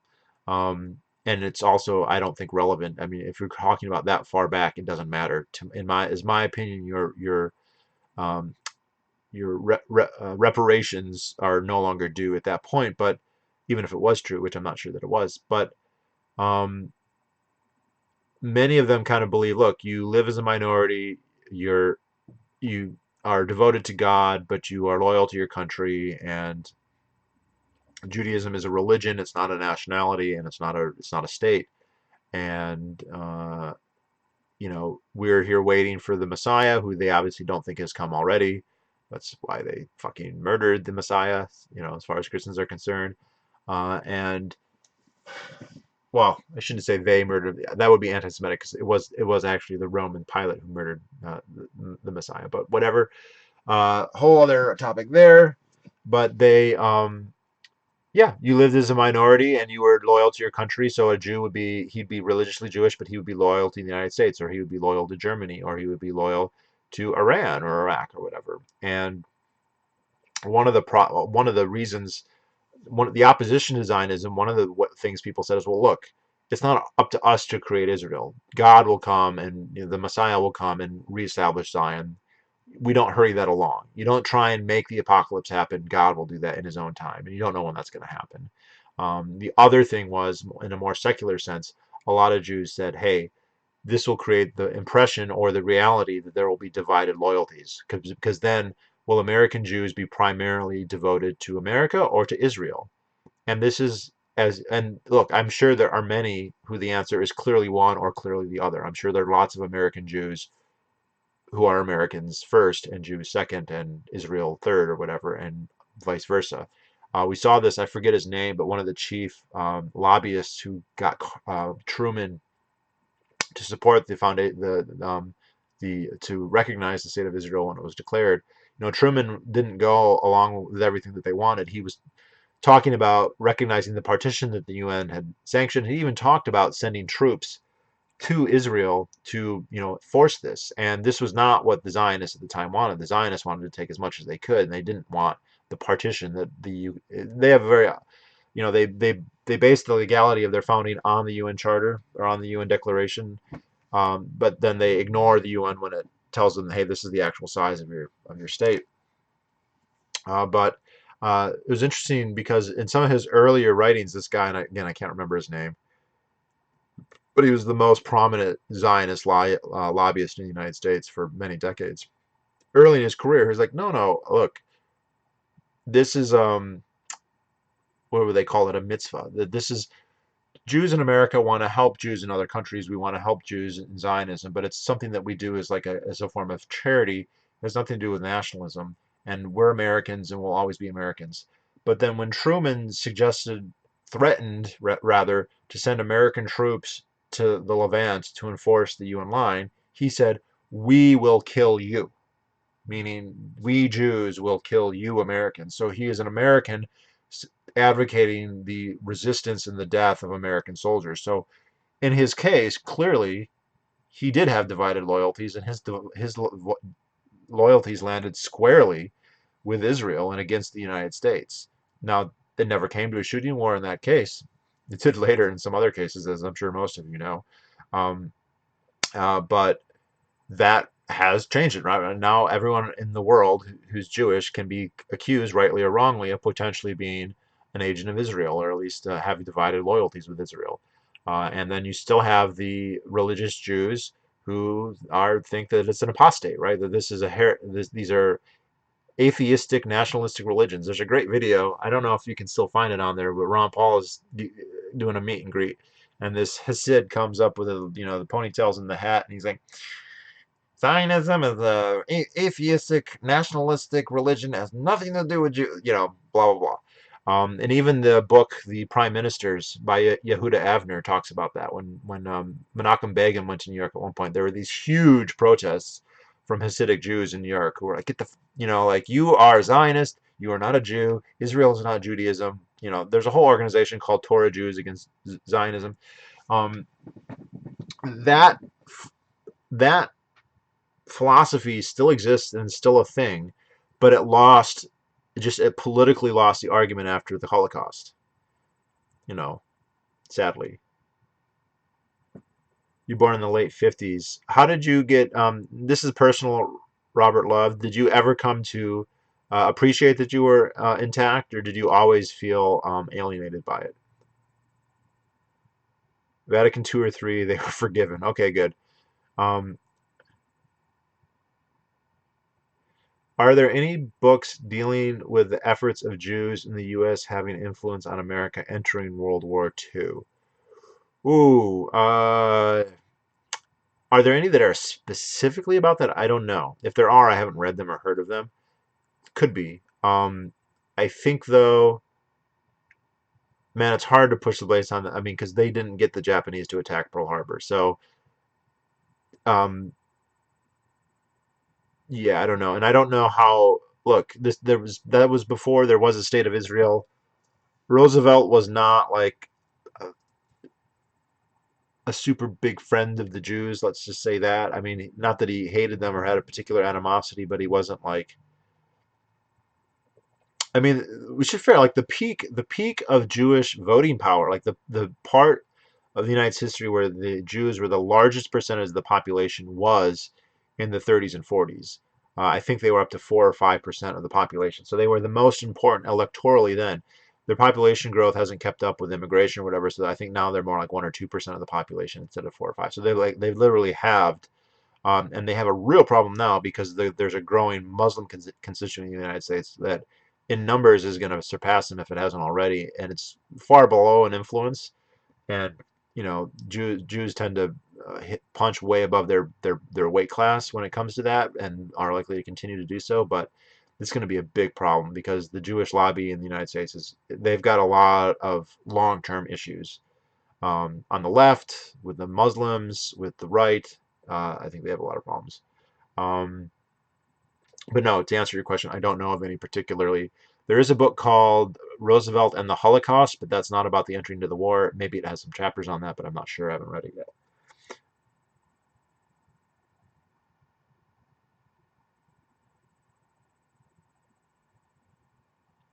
I like the projection that Zionist shows towards Muslims, saying they can't be trusted and that they will change your culture. Yeah, and there because there's a whole history of Jews, not all Jews obviously, but many Jews advocating that and that that's a good thing. Uh, Jews enter the U.S. via the Northeast and partner with WASP to create Wall Street. Well, technically, the Dutch built Wall Street, if we're going to go there. Yes, grateful now. Well, good for you, Robert Love. You're very lucky. There isn't a day go by that I don't wish that. And I've heard this a lot from intact guys in America where they do feel alienated at some point, especially in middle school and high school. And many of them do feel, weird or gross. And a lot of them consider circumcision. And then most of them, when they become sexually active, they change their tune and they start to appreciate it much more. Um, so I hope that's what happened with you and that you get to enjoy it. And I'm sorry that you got alienated. Um, but I would rather have been alienated a couple times and gotten to keep my foreskin. So not to minimize that, but yeah.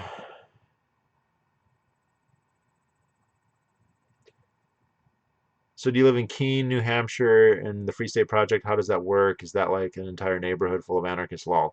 No, I don't live in Keene. Keene is the most well known, I guess, because of all of the civil disobedience that was done there, and because of Free Talk Live, which apparently is now quite a large radio show.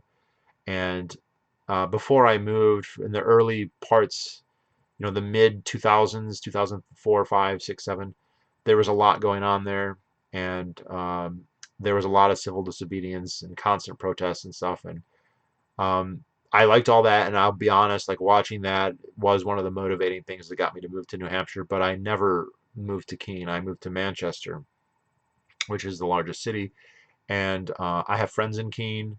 I visit Keene regularly. Keene's a nice town to visit. There's a really popular mountain to hike there called Mount Monadnock, and I go there sometimes. But the civil disobedience thing has kind of run its course. That did what it did, and it didn't really produce political changes, and it also alienated a lot of locals to a large degree.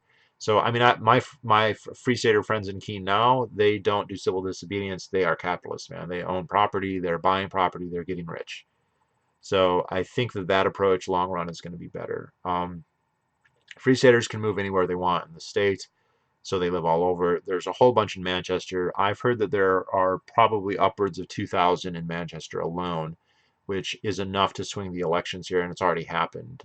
Mayoral elections have been swung by free staters in Manch, and that's already had policy effects. But there's a whole bunch who live on the coast.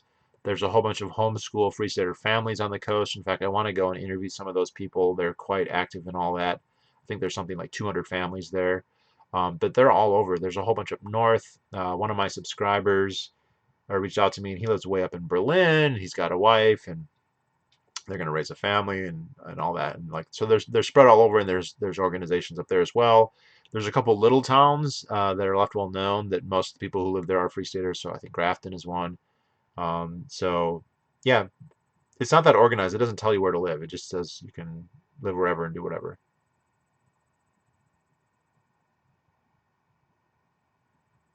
The shaming was by boys. Women don't care. Yeah. I think, well, women, foreskins evolved because women picked guys with foreskins to mate with. So I think it's absolutely true that foreskins are adapted for women and they should like them. Uh, so that doesn't surprise me. And the shaming from boys, there could be deep psychological reasons for that. Um, I was listening to Free Talk Live today. They were talking about Christopher Cantwell. Oh, that is interesting. Well, he used to host their show, and he may still live in Keene. I'm not sure. Um, like I don't think they do that much civil disobedience there anymore. Um, but not because I think it's just because the people who got into it just got arrested so many times that they had to stop. So like people like Derek J. Friedman, if you've ever seen Derek's or Derek J. What is it? Victim is Crime Spree. You know, he still lives in New Hampshire. I won't say where, but he doesn't live in Keene, and he's still active in the liberty movement, but he's just not a Keeniac. You know, he doesn't go and do the civil disobedience. So a lot of those people, it's kind of something you age out of, I think, too. I kind of like to listen to Free Talk Live talk about Chris Cantwell. So if someone can find that and post a link, I'll read it. I'll listen to it. Um, are there many intactivists in the Free State Project besides yourself? No idea. Um, the I don't. The libertarian objections to circumcision. When I went to PorkFest, I got mostly very positive responses. A few people debated a little bit. I had one guy who was Jewish who it was very interesting. He said, "Look, Rothbard said you're allowed to make one exception. This is my one exception." So he was tacitly admitting that he didn't have a good ethical argument to allow it. He was just going to do it. And before I had a chance to really grill him on that, David Friedman walked up and wanted to buy some stuff from this guy. So I didn't want to interrupt the sale to have a debate about circumcision. So with David Friedman standing right there. So I didn't, that was the only guy who really had pushback. Um, not everyone at PorkFest is a free stater though. The only objections people have really, they're people who just look, good, bad, whatever, the parents get to decide, period. So they might decide not to circumcise their child, but they would say parents have the right to do it. Um, the other objection that I've heard, which is a weird one, but it was quite vociferously argued when I tried to debate this on Reddit, was that circumcision shouldn't be illegal because trying to enforce a ban on circumcision would require a police state and therefore it's bad. Again, I think that's an interesting argument, but one that wouldn't just apply to circumcision, that would apply to basically any law. If you want to ban anything, it would require a police state by that law. Um,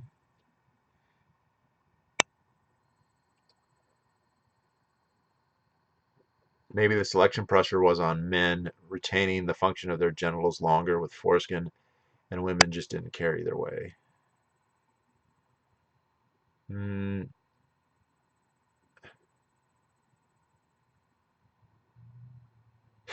Cantwell was in studio. Cantwell stormed out of the studio after the transsexual anarchist lady refused to hang up on some caller who was trolling Cantwell. Okay.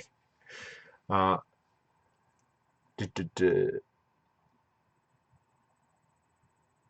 You know, I've never really listened to Cantwell, so I don't know a ton about him other than by ill repute.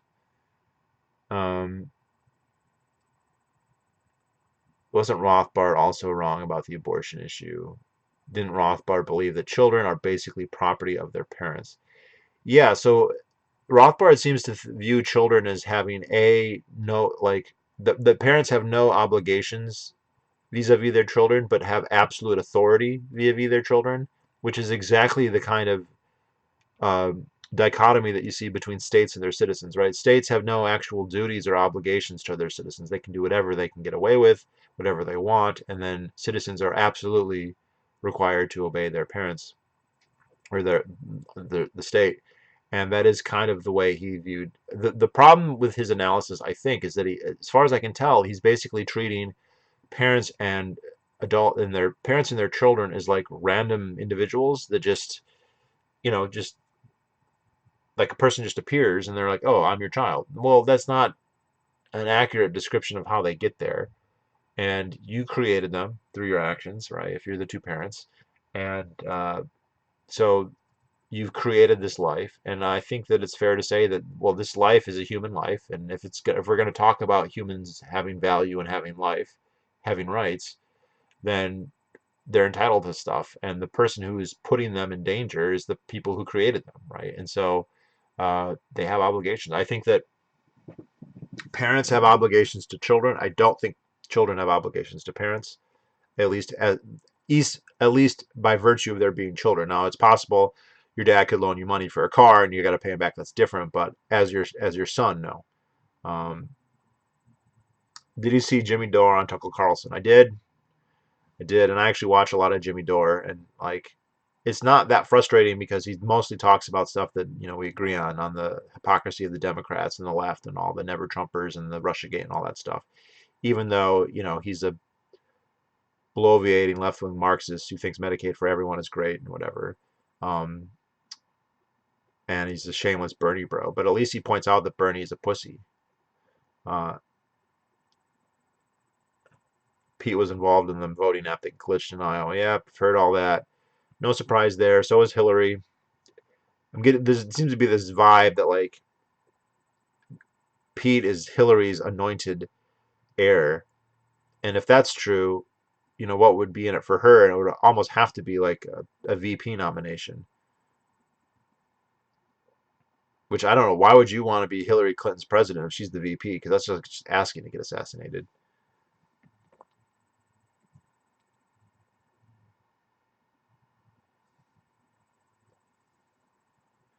All right, guys, I'm gonna go grab a drink. I'll be right back. Don't go away.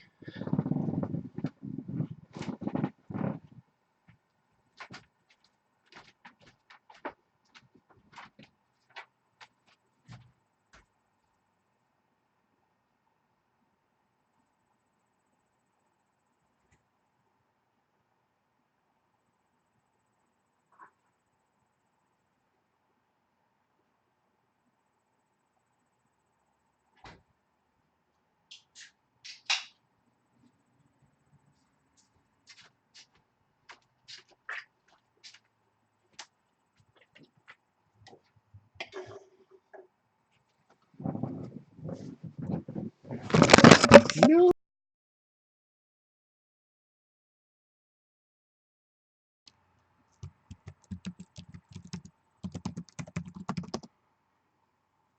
Oh, still here? Good.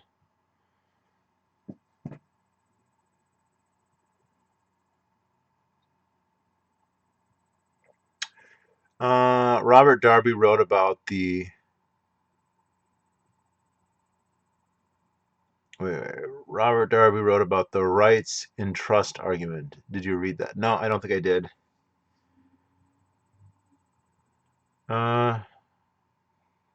Do you think Trump will win in 2020? I think it's likely that he will.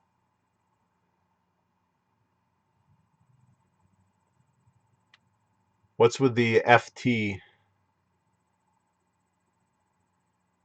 It's a root beer.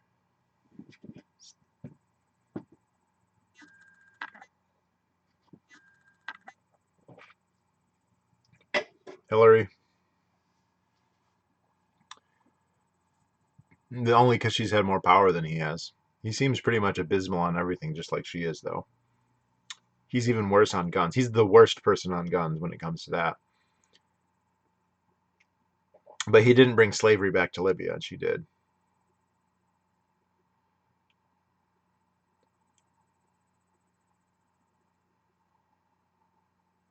And again, what's with the old white billionaires? Like, why is that a thing? I just don't understand. And what does he want?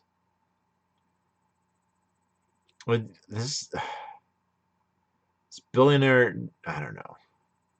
I'm gonna say a billionaire New Yorker, but we already have one as president, right? So, maybe that's just the thing.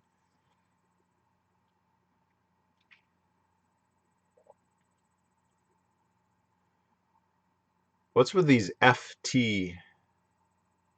Are these just tests?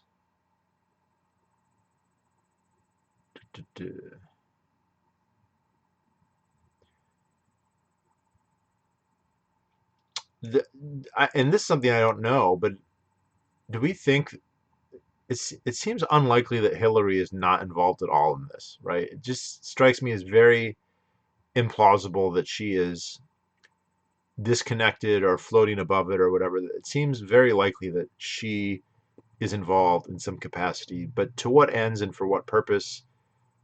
I mean, it seems like the only thing she could possibly want is to be president or to be the next best thing. She wants to be president. I feel like vice president um, seems like not good enough for her. Okay, gamers, Jesus. It's in reference to a stream dying. It didn't die. I, for one, embrace our billionaire overlords. It is interesting that they'll, oh, well, he's competent because he's a billionaire. But then later they'll be like, well, to be a billionaire, you just have to sit on a couch. Okay, I don't play Call of Duty.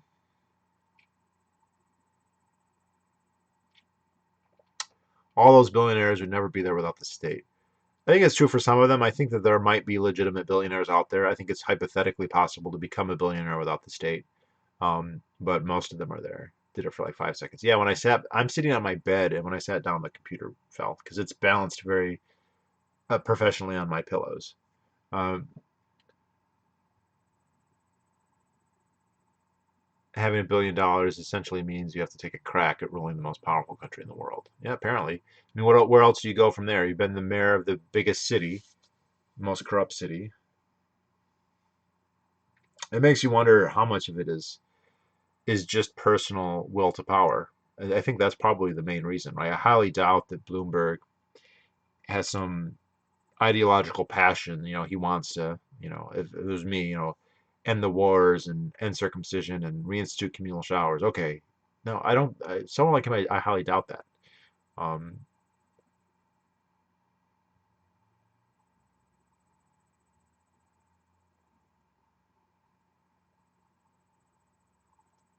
in the book recommendation video, you recommended the problem of political authority. I find Michael Huemer to probably be the best advocate of anarcho-capitalism currently. Yep, I agree with that.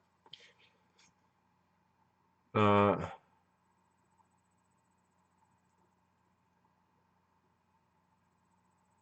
yeah, in the mind of the left, 95% of billionaires just inherited their wealth, when it's basically the opposite of reality. Well, look, we heard AOC say, you didn't make $1 billion. You just sat on a couch. Like, if that's all it took, AOC just sit on the couch until you're a billionaire and then donate all the money to the poor. I mean, if that's literally all it takes, and I mean, I don't, the way she's wording it, it doesn't sound like hyperbole, or allegory. She's saying that's all you do. You don't do anything. You just get it. Okay, well then you just do it. It's so stupid.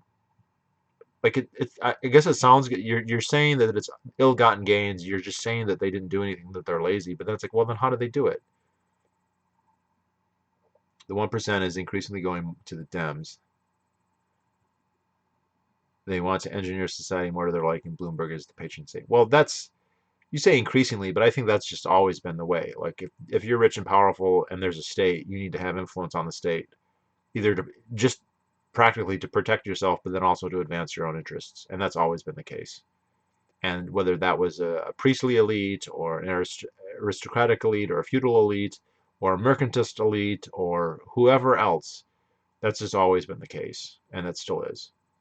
But they know with a democracy, it makes more sense to sell it like it's for the common good and for the general welfare and blah, blah, blah. And so you could do stuff that's blatantly rent seeking and it's protectionist and it's for the good of your firm and the good of your profits, but you just couch it in language that sounds philanthropic or whatever. And you can do that well enough that the rationally ignorant voter is not going to know any better. And you can do even better. I mean, you can have institutes and colleges, and you can fund the chair programs, and you can get intellectuals who will give um, your policies a veneer of acceptability.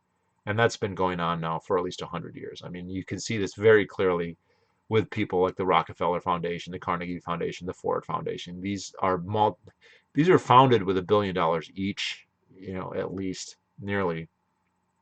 And I recommend anyone who's interested in that topic to read The Foundations of the American Century, which is by a Marxist, but it's pretty good because these organizations were founded specifically for that. And it's very simple, man. You go to a school, you buy off all the faculty. You'll always have some faculty that say, I'm not going to be bought off. That's fine. That's fine. Go to their students and be like, oh, you're a new student and you want to get a job in the history department or the anthropology department or the whatever department or the economics department. That's wonderful. Well, these are the ideas that we really find interesting. And if you want to do research and prompt them, well, we might just have enough money to donate to the school and get you a job and get you to be a chair. And next thing you know, they are the people in charge of everything. Um, yeah. And the thing is, that's not new. That's been going on for 100 years, at least. But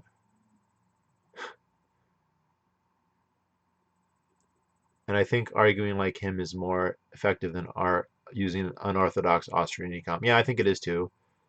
Which is not to say I think the Austrian stuff is wrong or isn't useful, but and he's coming from that point too, I think. Have you read Chase Rachel's work on anarcho-capitalism? No, but I did have Skype sex with Chase Rachel's way back in the day, um, many years ago. I've not read his work. Isn't it White, Right, and Libertarian, something like that? Duh, duh, duh, duh.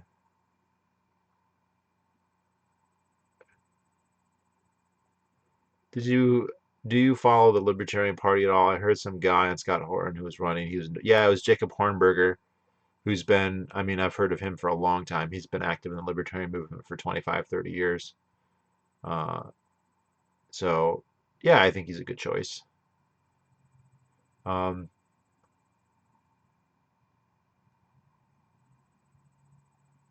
it's important to differentiate between political entrepreneurship and market entrepreneur. Yep, that's very true. There's rent seeking and there's actually making money. There's actually serving consumers and the demands of people and making their lives better and extorting them and coercing them. Uh, yeah, it's funny. These big tech companies are like blah blah blah this, blah blah blah that, and then they help China and Israel and Saudi Arabia. Yeah,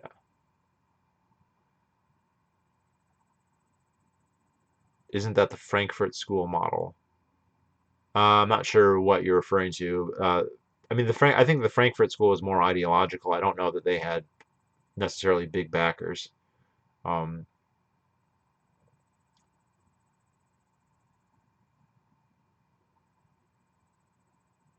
Goes way back farther. Well, to say there's some interest group that's influencing the state that's definitely true. The specific kind of form that we're talking about now, though, like we didn't have these big foundations, early in the 19th century. There were other like the clergy was important for a long time, right? The clergy was very influential, say in Massachusetts for a long time, or the slave aristocracy was very influential, or the merchants. Right, so there have always been groups, or obviously like the Whiskey Rebellion. We have these cases where people with a lot more influence in Washington would get laws passed that were favorable for them, but not so for most Americans.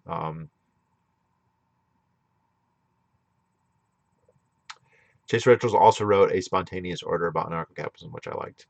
And he briefly moved to New Hampshire for like a month, but I have never actually met him in person, and I have not read any of his books.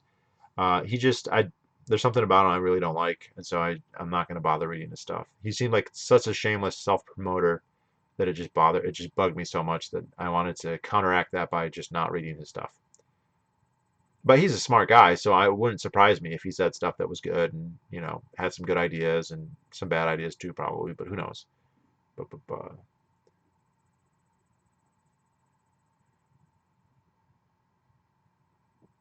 Did you see the controversy about Hoppe writing the intro to Chase? I did, even though you said at Sean. And I think that Chase was Hoppe was a little foolish, and there was a little bit of backpedaling there that didn't look good. But I also think Chase was an asshole to continue to use it.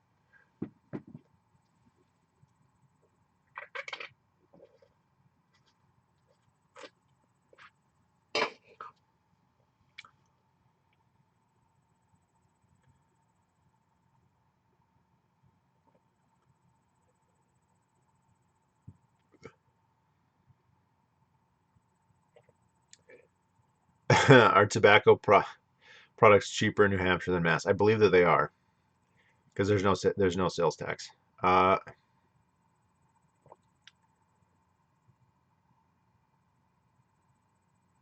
yeah, and Chase was the type to do stuff like he would do something like that. Like, well, I didn't violate the NAP, so you can't complain.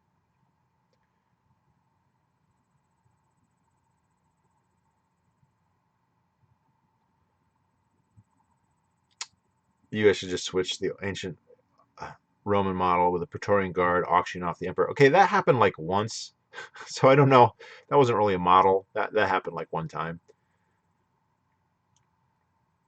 The Roman Empire went through multiple stages. You had the Principate and the Dominate, and you had the Republic, obviously. You had a kingdom before that. You had the Tetrarchy. You had the East and the Western Empire for a long time after the reforms of Diocletian. So, yeah.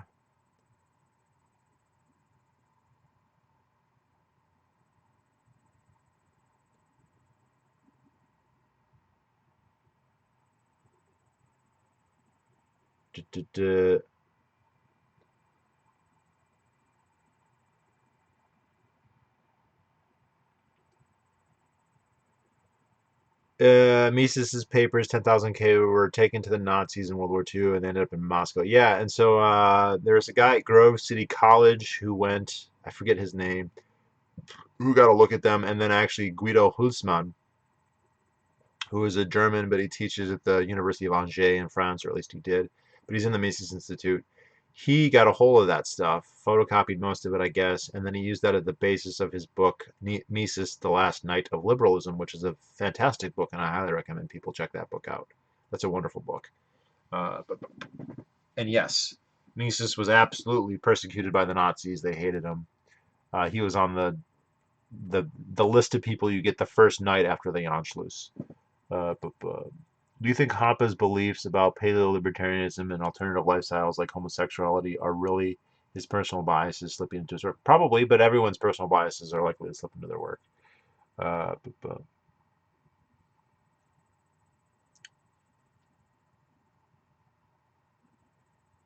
do you own a house in New Hampshire? No, I rent. It depends where you live in New Hampshire. There's some places that are very cheap. The cheapest places are like up in Berlin. You can get houses very cheap in Berlin, and it's actually kind of a nice area. Like there's lots of mountains. It's close to Mount Washington. It's very cheap, and I have subscribers who live there, so it depends what town though. If you live, Portsmouth is expensive. Uh, Nashua or Salem's going to be pretty pricey. Manchester, hit or miss. Bedford would be expensive, but you go up to Berlin, it's not bad at all. Um, if Bernie somehow wins the nomination but loses to Trump, it might kill the progressives for a generation. I think what could end up happening is you could end up with a smaller radical rump Democratic Party where the moderates end up voting for Trump or basically becoming Republicans. And so you end up having a situation kind of like what we have in the UK, where you have a conservative party which has a strong majority, but that is not very conservative, right? Because it's made up of all these moderates who agree with the left on most issues, but there's just a couple wedge issues that they don't. And then you have a smaller like opposition party, like their Labor Party, and I feel like we're heading sort of in that direction. Uh, bu- bu- bu-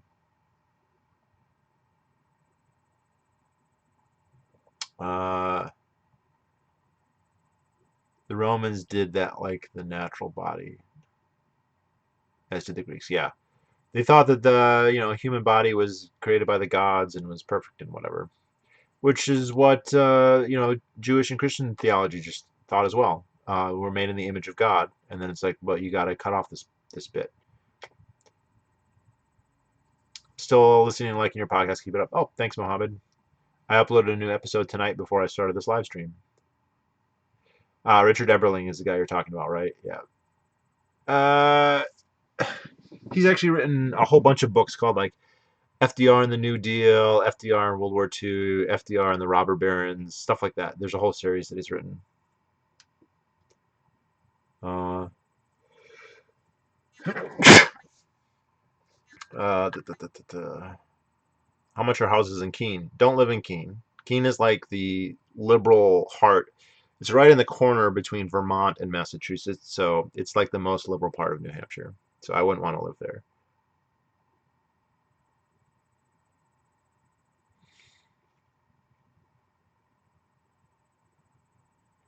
If I moved to New Hampshire, I would not move to Keene. Yeah, I wouldn't move to Keene either. If you want, I like Manchester. It's the largest city. It's not a huge city, but then you're not too far from Boston, but you're also not too far from like the mountains, which I like, and it's fairly cheap. I mean, my cost of living is quite. I'm paying like 450 a month.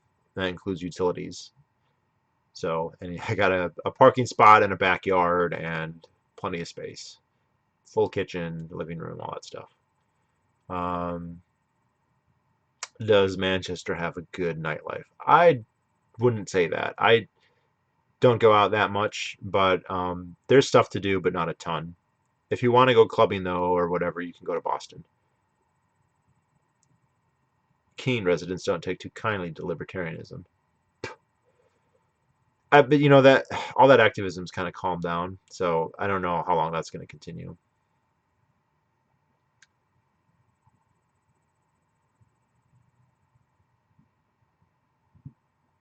Bless you. Thank you, my son.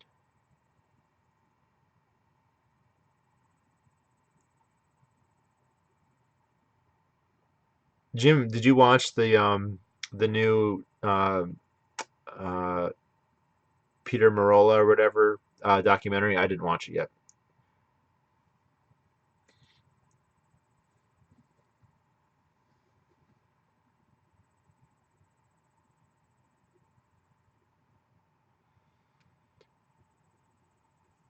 Is it Venus Point 2.0? Venus Project 2.0?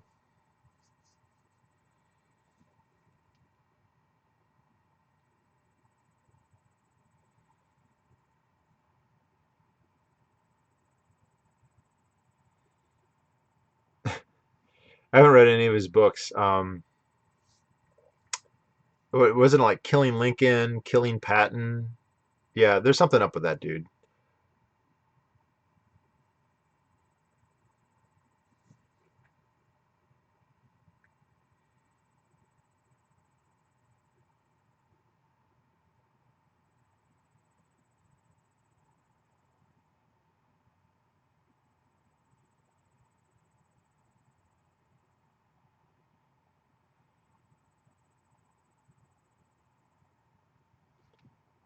Boop, boop, boop. Oh, what was the name of the title of the book?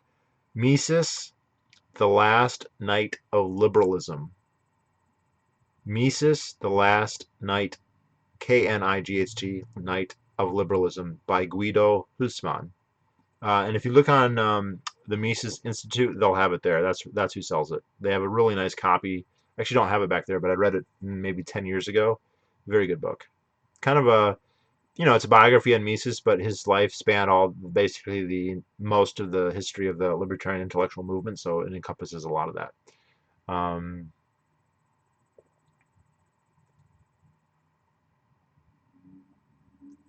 Question I thought of for ProCirc. In the Bible, when the Israelites forcibly circumcised the conquered tribes, was it a mutilation for everyone or but the babies? Yeah. So this is the interesting because I think in the Old Testament circumcision is mentioned like 4 times, 5 times, something like that. I think 4 times, and two of the times it's as a covenant with God, and two of it is as a horrible humiliation that you inflict on your enemies.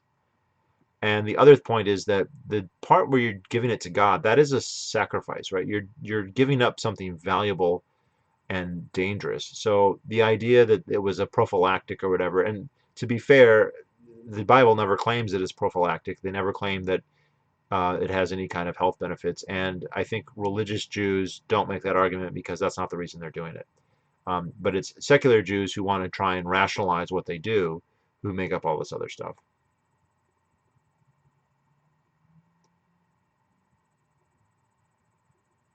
Nope, it's not out publicly yet.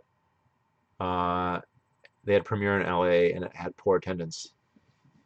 Yeah, didn't I mean I don't remember you probably know this better than me, Jim, but like that movement really did implode. Like they had all this momentum at some point. There was a lot of enthusiasm for those movies, and then they started to launch these things, and then just I don't know what it was, but people stopped going.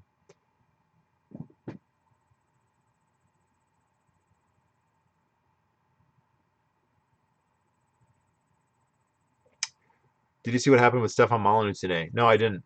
What happened with Stefan Molyneux today?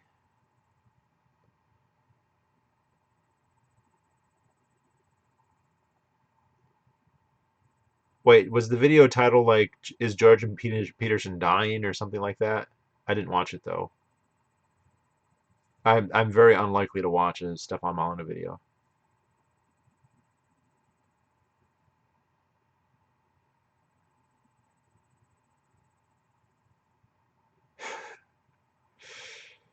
He had to turn off the live stream because he was getting completely spammed by alt-right trolls saying he's a Zionist gatekeeper.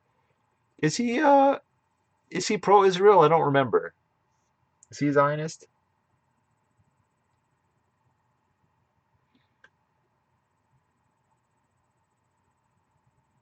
Uh, Didn't they use rocks on the Bible to do circumcision? Doesn't sound that fun. Yeah. Uh,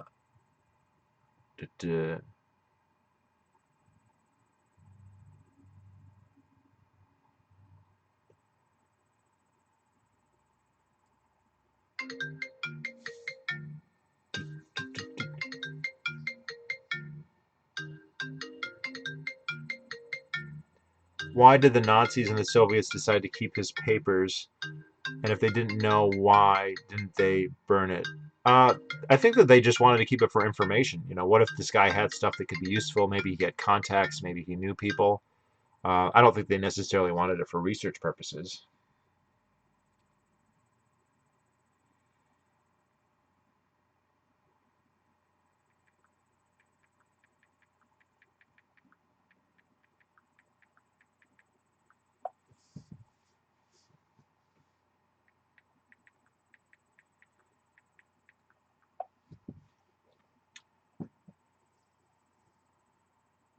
If Ayn Rand is his guide, he would be. Stephen, though, he has surpassed Ayn Rand. Now that he is the greatest philosopher in 6,000 years, he can understand. He can see past the Zionism. Um,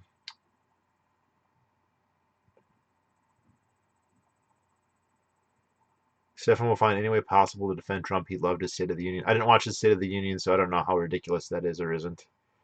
Uh, do, do, do. Started beef with Adam Green. I don't know who that is. Oh, okay, I don't know who Adam Green is. He's an anti-Zionist. Is he an alt-right anti-Zionist? Are these like the guys who are asking, um, if there's divided loyalty? Fair question.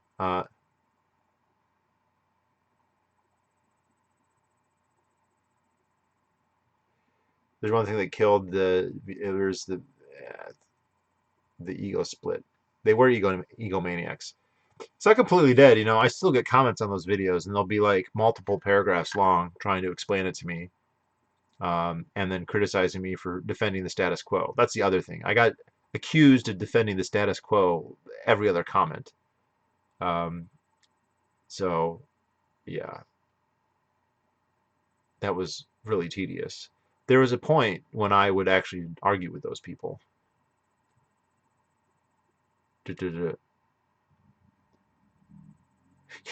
Now that he's the greatest philosopher in 6,000 years, he can endorse Netanyahu.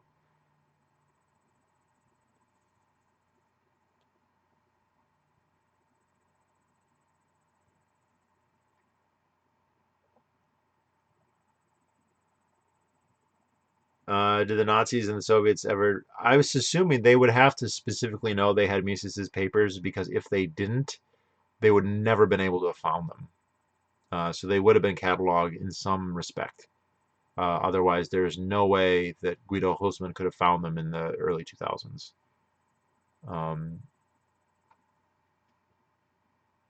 Yeah, if they were mutilated in the pro-circ eyes, then they weren't when they. Yeah, so that's the interesting thing. If you if if you went into a hospital and you circumcised a whole bunch of babies, and let's say for the sake of argument that you did it safely, you used the Agapko clamp and anesthetic and all that. That would be considered a horrible, horrible crime and a major sexual whatever. But if the parents decide to do that, then that's okay, and that should, I mean, raise your eyebrows. Yes, Adam Green has a channel called No More News, and he's not alt-right though. He just talks about Jewish power and influence. Okay, that is alt-right. Just ask the ADL; they'll tell you. Uh, Is Adam Green anti-circ? Yeah. If you want to talk about Jewish influence and you're not going to talk about circumcision, you're a Zionist gatekeeper. Uh,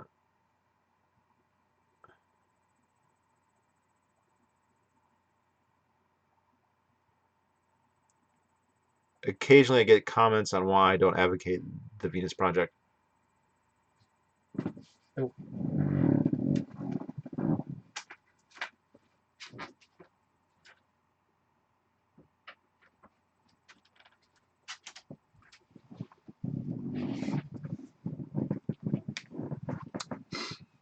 I had one guy who was arguing in one of the videos in the comments about it, and I just I tried to argue, and he had clearly, like, he was commenting on all the videos. If you looked at his YouTube page, everything was a he was mirroring, and everything was about the Venus Project, and he was comments where he was actively trying to promote it, and I was just like, okay, and I'm not going to remember all this, but like, how are you going to solve the incentive problem?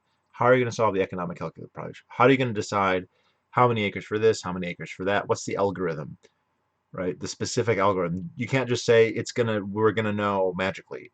How are you going to allocate finite resources? It's fine to say automation and all that, but there's only one Key West. There's only one Michelangelo's David. There's only so many Stradivarius violins.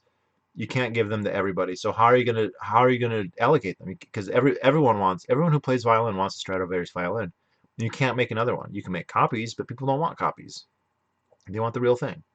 And how are you going to this is a continental or worldwide system, so all property and all people have to agree.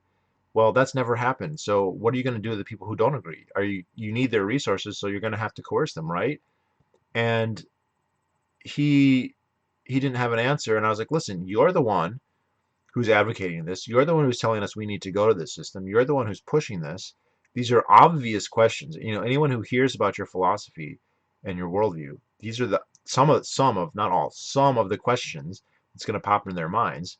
Obvious potential problems. You should have answers. It's just like being a libertarian. I know people are going to ask, what about the roads? What about the poor? What about healthcare? What about schools? What about defense? What about gun control? What about and if I didn't have good answers to those questions, I wouldn't be a fucking libertarian because I would have been like, oh shit, there won't be roads. I guess we can't be libertarian, right? If I couldn't answer that question satisfactorily to myself, I wouldn't adopt the philosophy.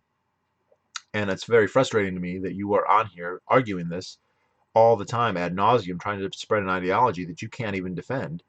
And he actually went and like hashtagged like, hey, can I get, and he like chimed in all of his buddies to come and try and defend it, and they had no answers to these questions either.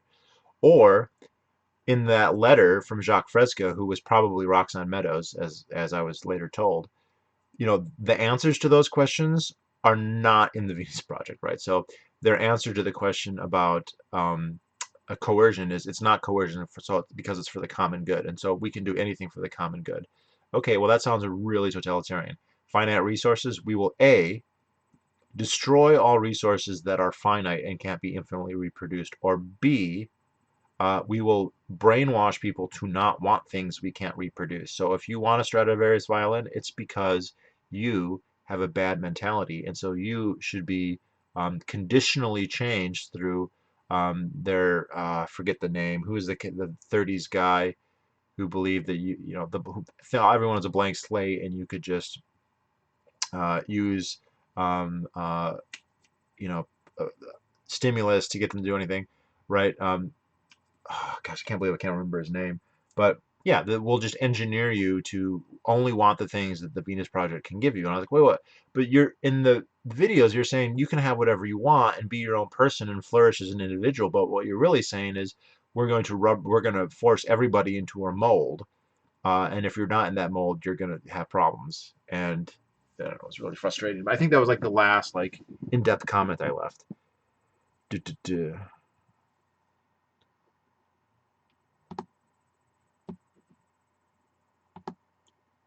Buh.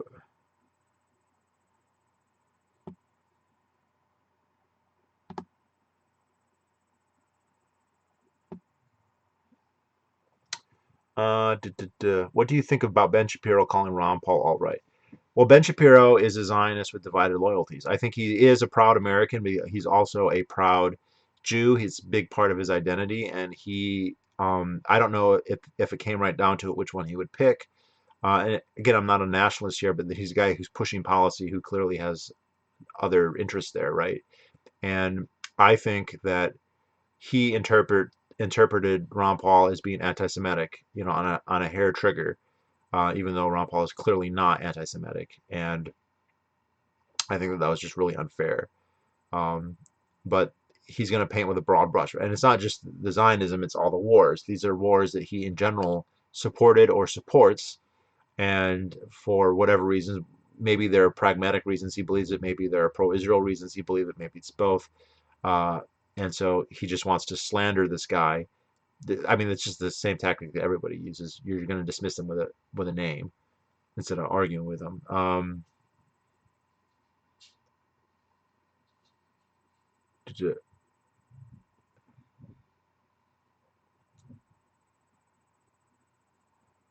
Zeitgeist movement talk about blasts from the past back in the days when good old ANCAP YouTubers and Ron Pauls were on. Yeah, those were the days. Yeah, computers, bro. Just use an RBE society to solve all our problems. Price democracy, good term. Some people try to use market democracy, but I think people just don't know, can't conceptualize those two terms together.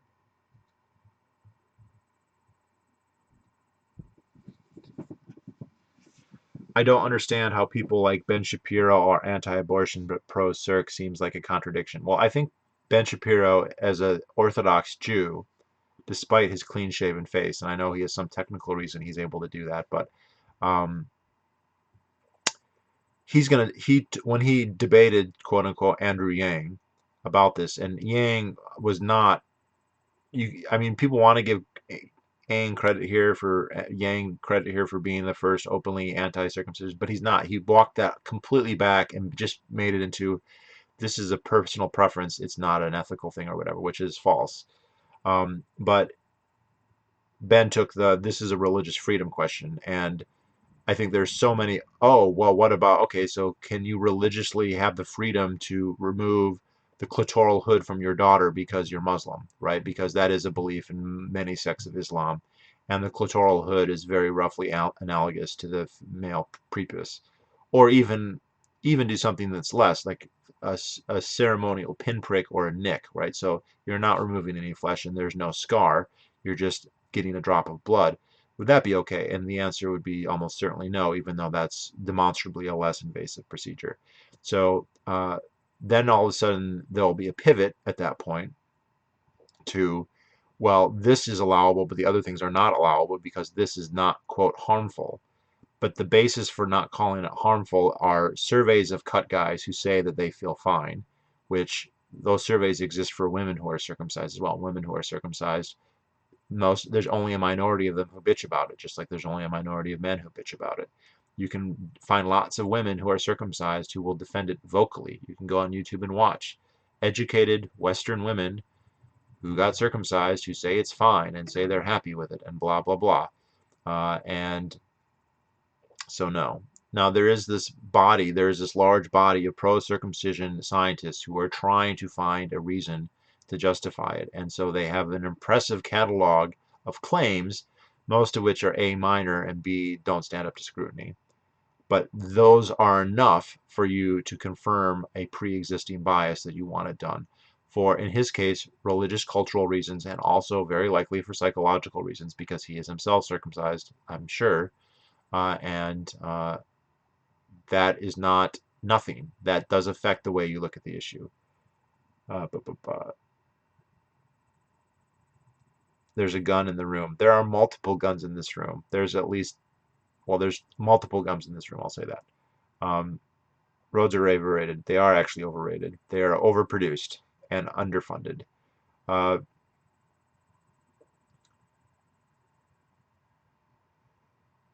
What is the Venus Project? It's basically technological utopia, communism. It was basically this. There was this Marxist guy named Jacques Fresco who lived to be very old. I think he lived to be about 100. He died a few years ago.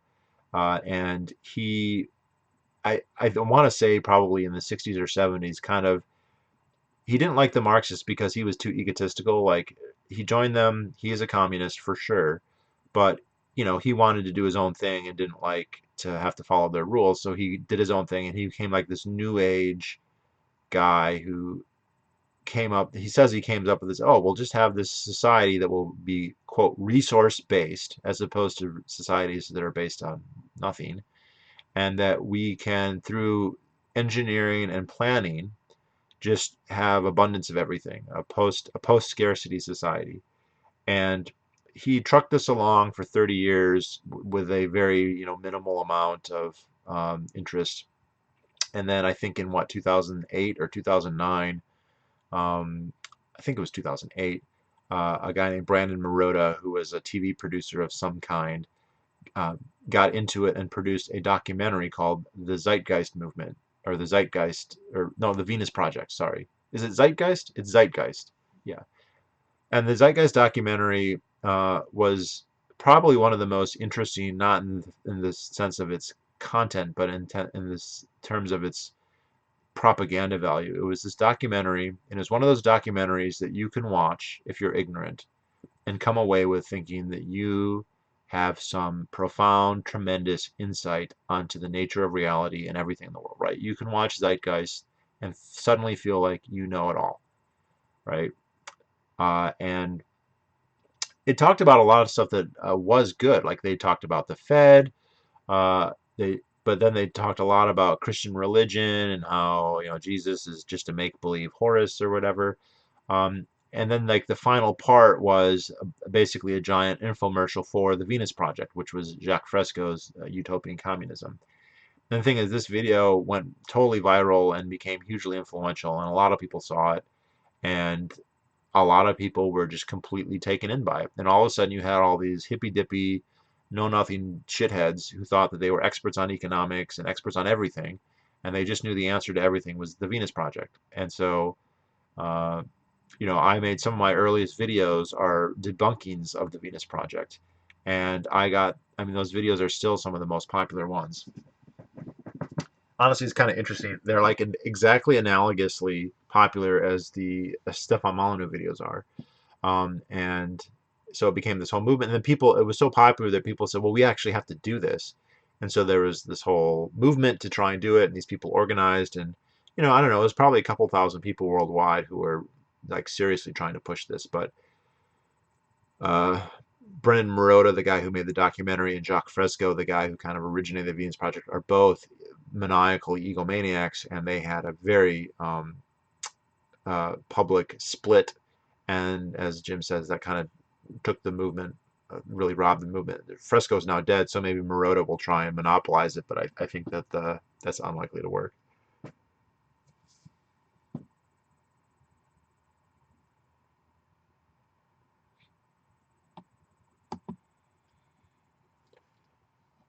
Oh, now why is...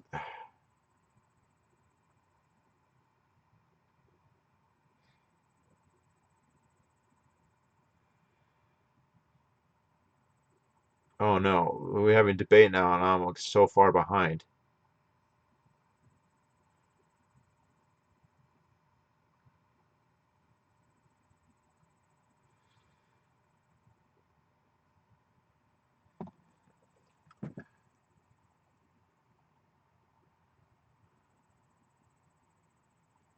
I'm pro-abortion and anti-circ.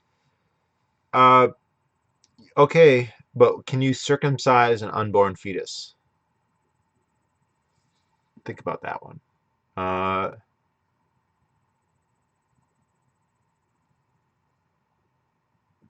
did you know the Metropolitan Avenue in New York City started as a private made and run toll roads? Nope, didn't know that. Not surprised to hear it though.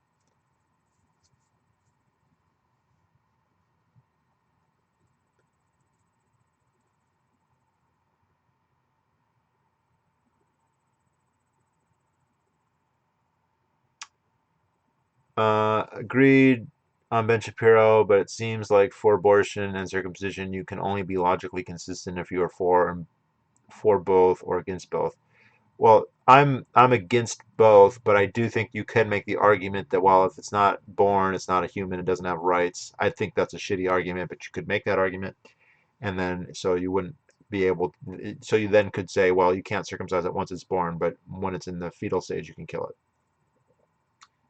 Uh, and I don't know why it is, but people always want to draw the parallels between those two. So whenever I see like the bloodstained men debating or protesting, people will come out and be like, well, what about abortion? I'm like, well, what about abortion? Okay, that's a whole other debate, and we can take either side on that. What does that have to do with whether you can cut a baby's penis, though?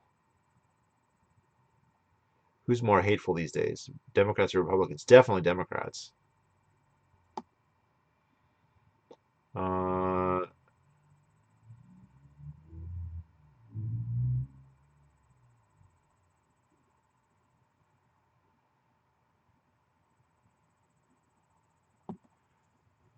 oh, we got an abortion debate in the comments. I've done too many videos on this to go over it now, so I'm gonna skip that debate.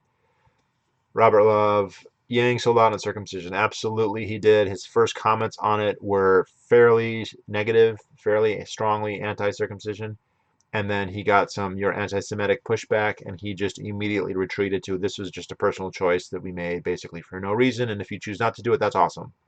So yeah, he, it's hard to give him much credit for that.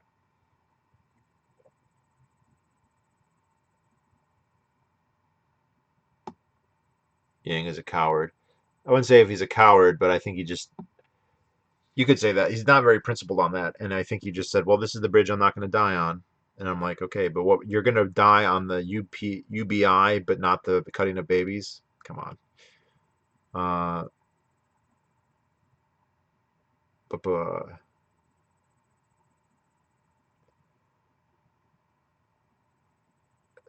I wondered why there were so many comments. Now I see we have an abortion debate. Boop,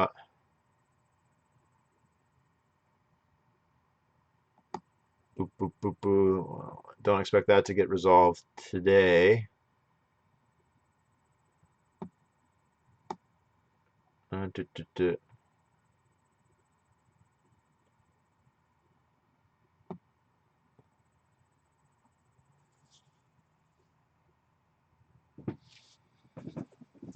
Hey, Mark, welcome back. You didn't miss anything. Uh, but what the fuck is the shirt?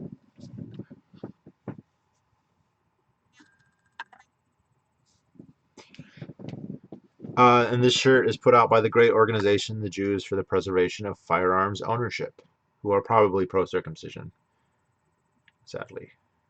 You can't be right about everything, though.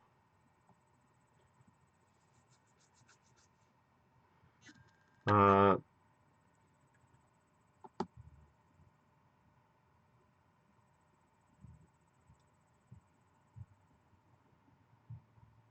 blah, blah, blah.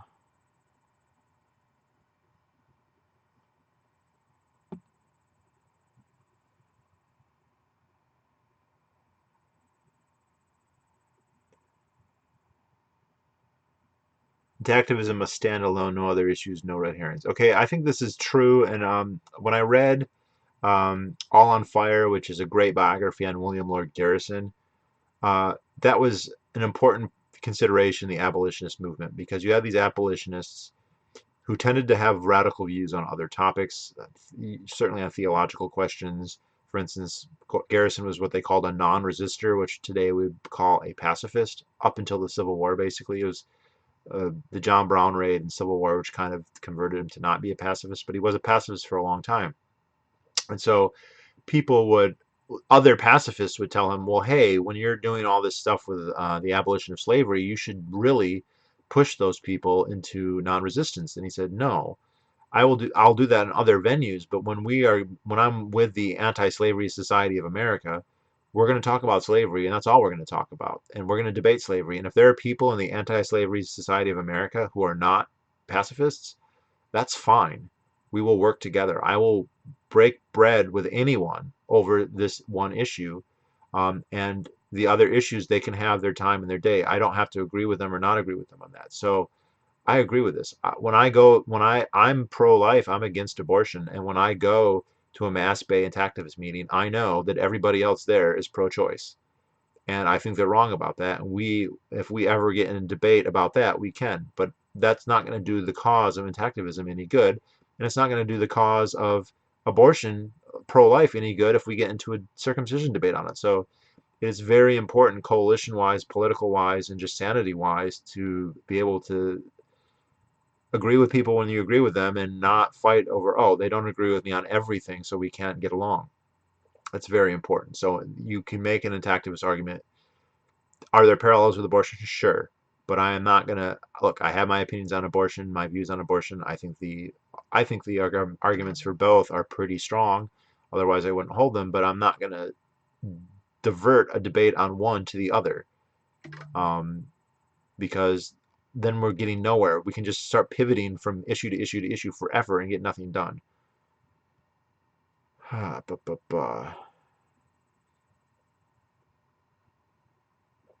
Did you start off foreskin restoration at C3? I don't know, I was maybe a C1 or a C2. Is baptizing a child a violation of the non-aggressive principle? No, I would not say that's aggression.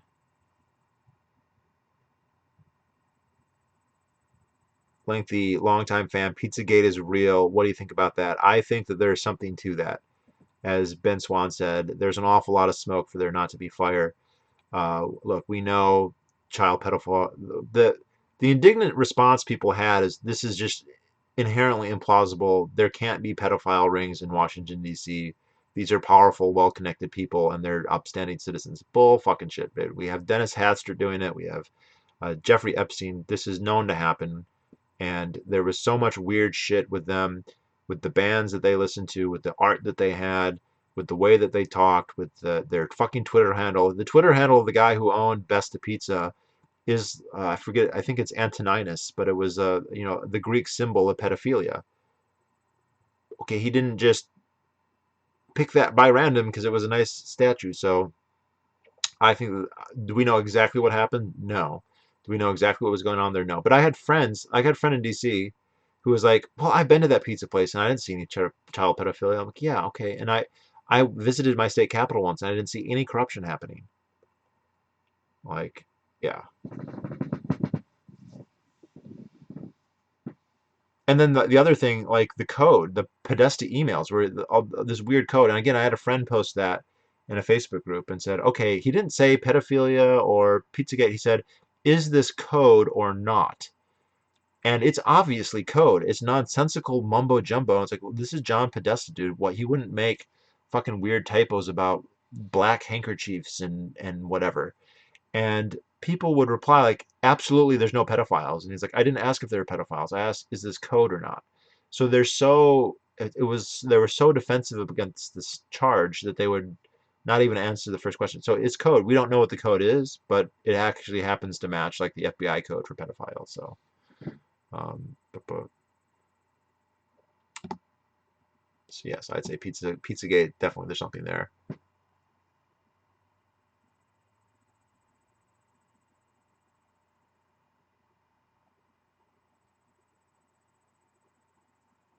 USA is not a small government since the growth of government during the Civil War. It depends how you define a small government. That definitely was a watershed event, but I think it was a much bigger change that happened in the progressive era later, than after the Civil War. The Civil War was very significant for other more subtle ideological reasons. But they didn't set up a welfare state. They did. I mean, obviously the veterans were on welfare for a long time, so this was the first time you had a large part of the population getting a federal check. But um, fluid states, like in confederation with monarchy, federal government, fluid states, and possibly.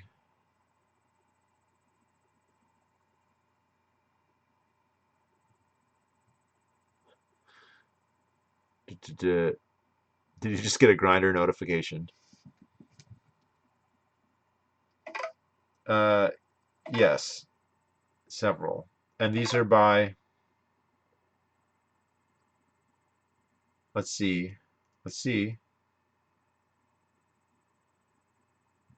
Oh, I'm on the campaign up here, so not permanent, unfortunately. Yep. So one of the primary people.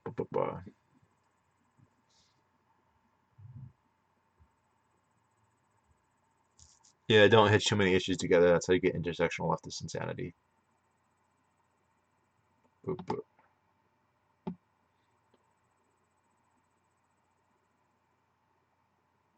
Fox News disables comments on Epstein videos for covering something up. Well, who knows? There could be legal reasons for that.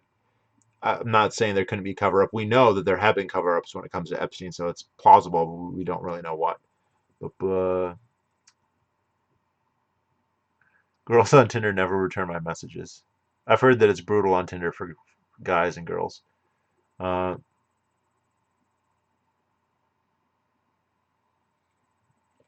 wasn't Podesta also talking about hot dogs and juicies? Yeah, $30,000 hot dogs and weird. There's a lot of weird shit. Um, but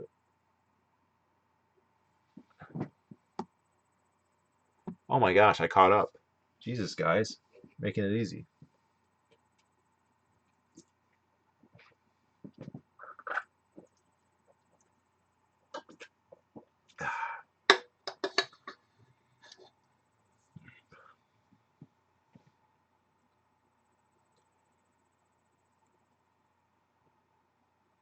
$35-year-old version. Gee, that's worse than me.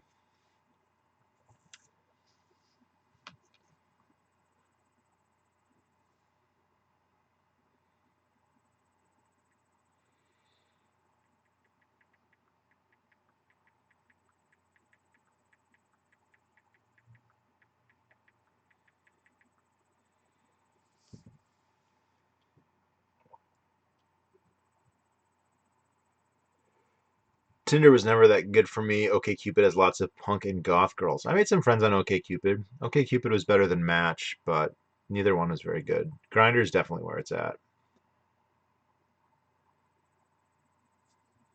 I'm an antinatalist. Oh, what are you drinking? Diet root beer.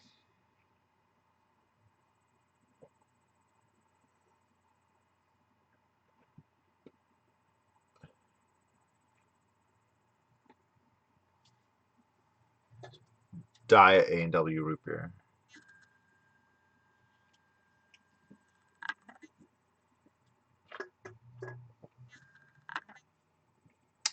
All right, guys, 2.5 hours. Any final questions? It's getting kind of late. I'd like to wrap up. Democrats are more hateful. I did answer that.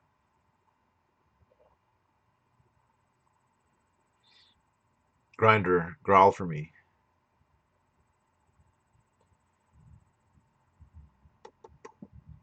I can just see having some Democratic staffer from California come into my room and see my giant gun safe and have them walk out.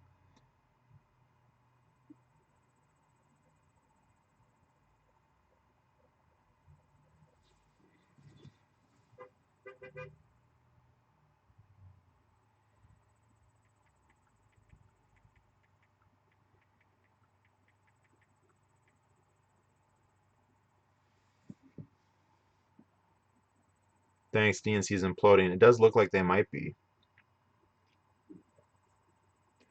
But we might end up with an actual socialist party after, which I'm not sure that's a good thing.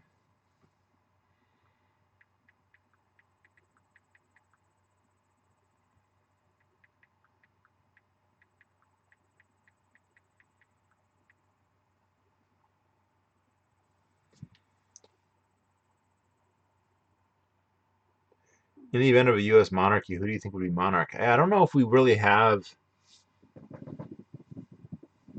I don't think that we have it in us to have a monarch.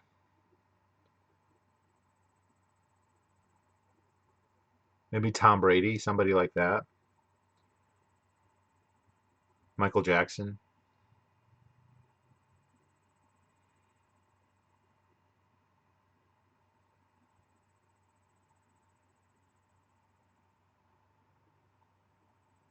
Do you think Pizzagate will be a catalyst for liberty? No, it just didn't catch on as well as it should. It certainly contributed a little bit, but not as much as other things. How long before Molyneux implodes? I think he's imploded several times. He's just crawled back over and over again.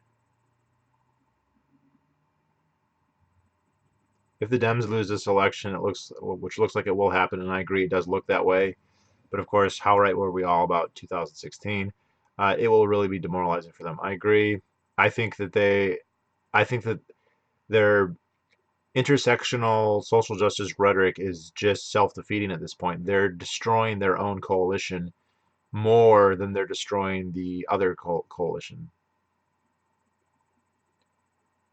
If Pizzagate is real, then the worst definitely did rise to the top. Well, even if it's not real, they rose to the top, and it's probably real. But if Pizzagate is real, we don't know who was involved, right? We don't know that, say, Obama was involved, other than like John Podesta being involved, and John Podesta wasn't the president. Wallen, who's the greatest philosopher in 6,000 years, he will never implode.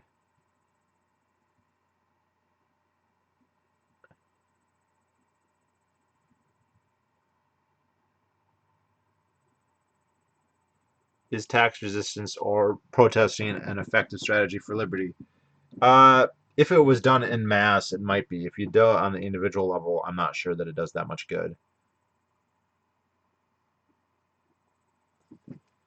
The crazy versions of Pizzagate did anything the public mind. I mean, that the guy with the gun did that, and it hurt it so much that I almost wonder if that wasn't like the plan. Like, if the owner of the store didn't just pay him to do that. It's just like that. You see that video where there's this woman who said she voted for Pete Buttigieg in the Iowa caucus, and then she's told that he's gay, and then she starts saying, I don't believe that's wrong. I didn't know he was gay. I can't support a gay person. And then it created all of this sympathy for Buttigieg. And I was like, there's no way she voted for him and didn't know that. So I feel like that whole thing was staged just to generate sympathy for him. And there was something very similar that happened against Ron Paul. During the New Hampshire primary in 2012, uh, he was, I think Ron Paul, he got second place. He almost won. But John Huntsman had been campaigning here. He basically lived here. And there was an ad came out, and Huntsman had been the ambassador to China. And so in the ad, they basically pretended like John Huntsman was a Manchurian candidate, and they showed him speaking Chinese, and he had some adopted Chinese daughters, and it showed him with them, and showed him shaking hands with Zhang Xiping and all these Chinese officials. And it was kind of alluding that, well, maybe John Huntsman is secretly a Chinese spy. And at the end, it even morphed Huntsman's face into an Oriental Chinese face. And then it said paid for by like a group supporting Ron Paul or whatever. And first of all, it was kind of weird. Why would Ron Paul be attacking John Huntsman when he was way above him in the ratings? But a lot of people said, "Oh, this is not fair. This is evil. This is racist and blah blah blah." And it turned out that it was actually Huntsman supporters who made the video to generate sympathy. And I think the thing with Buttigieg, with this anti-gay, Iowa voter, she's so anti-gay, but she's a Democratic caucus voter who voted for Pete Buttigieg and didn't realize he was gay. No, I feel like that was staged. Uh, bu- bu- bu-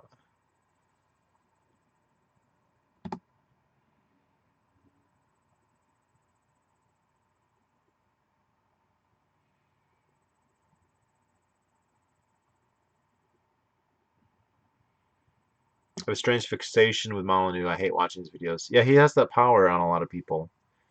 I think you should try and move beyond it, though. You'll have a better life.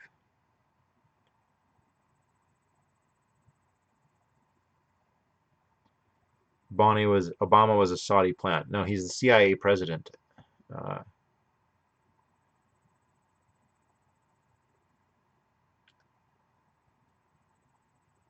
there should be a libertarian Tinder. It would be mostly men. Yeah, I'm all for it. But I've dated libertarians, and it's not always good. Duh, duh, duh.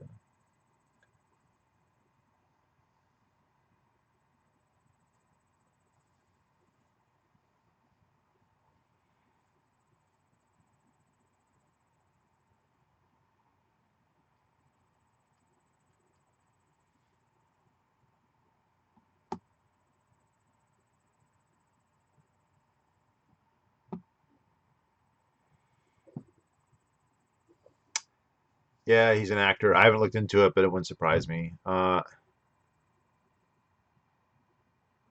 Trump acts like he's pro-capitalism, but his actions are pro-Keynesian. Yeah, look, the right wing in America has just dropped the ball on that so badly that their pro-market sentiment is just empty rhetoric at this point. Uh,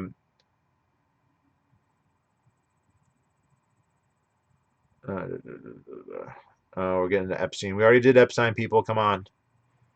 Uh,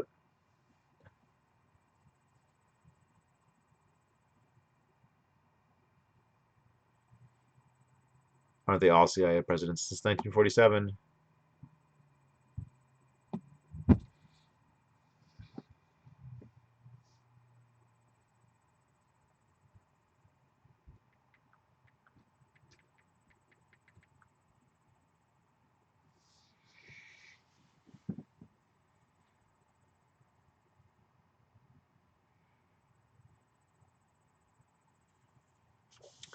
I want to know what happened to all the people who fought. Well, there's articles about people who defood their family, and there's some there's what is it? Freedom Main Liberated. Like there are forums for people who do that, and there's some interesting interviews with people who were involved for a long time. Apparently, there's a high turnover rate. The people who get that involved, like, burn out at some point, uh, and so that's good. I think there's a lot of other people who just they don't buy in all the way. Like the Freedom Main Liberated kind of said, well, there's this peripheral circle of, he's just a YouTube personality. People watch his stuff more or less for entertainment or information purposes, but they don't place that much special, stock in it or value in it. And then you have another group that's much more ideologically aligned. They do see him as a source of a lot of information, but they're not like an acolyte in the sense that they worship him or anything. And then you have, which I think originally that would have been like the anarcho-capitalist group or the libertarian group, and then you have like the core Steph bots, and I think the Steph bots are going to be a small, like 1% or something like that, but still a significant number of people.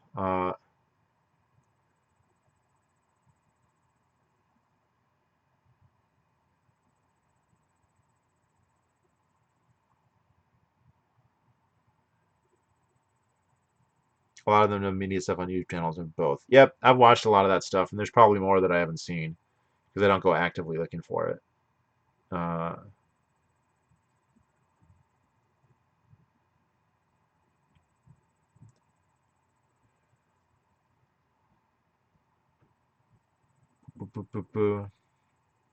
remember there's one woman who was like in his inner sanctum, and he said that he would sit there like at the head of like a chair, and they'd all have to ask him for his opinion. It just it sounds like he very deeply wants that those kind of accolades. Like he definitely needs that kind of validation, and it speaks to some kind of deep insecurity on his part, which is sad because he isn't somebody who necessarily should be deeply insecure because he is a smart guy, and he has, for whatever his faults are, accomplished a great deal more than most people do. But he's just got these enormous character flaws uh, that are just the shit in the punch bowl. Her name is Colleen. I'm looking for her mirrors. Did you interview her? Was it you who interviewed her or somebody else? Some years ago. Truth About Freedom on Radio. Uh, JFK was obviously killed by, yeah. I mean, Lee Harvey Oswald fired one of the bullets that killed him.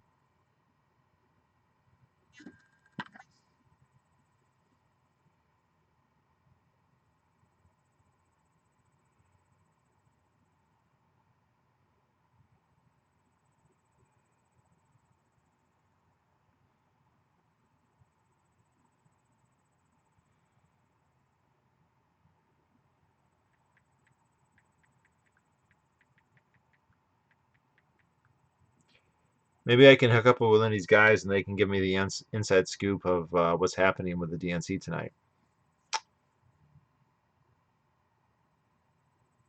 There's a radio show I was a co-host on, Freedom Fiends. Oh, with Michael W. Dean in Wyoming.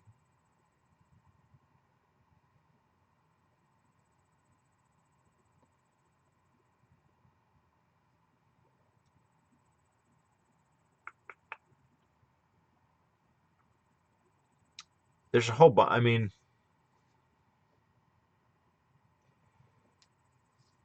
it, I don't want to. I feel is it just me, or I feel like the Molyneux movement kind of peaked, like the point where he was going to be this. Um, he went crazy though. Yeah, he always seemed a little bit unhinged. Um,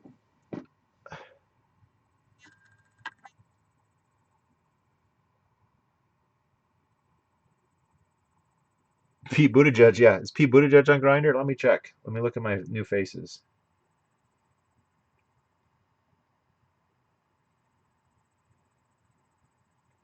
Looking, looking. I don't see him. He would not use his own thing though. They would do a proxy probably.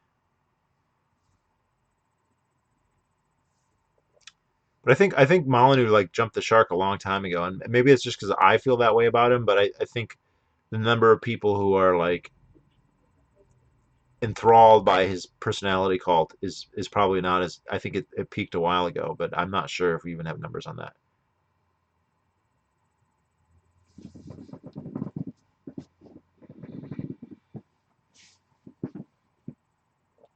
He almost made it to 1 million subs and then started hemorrhaging subs. When was that? Like 2, 3 years ago, or like 5 years ago?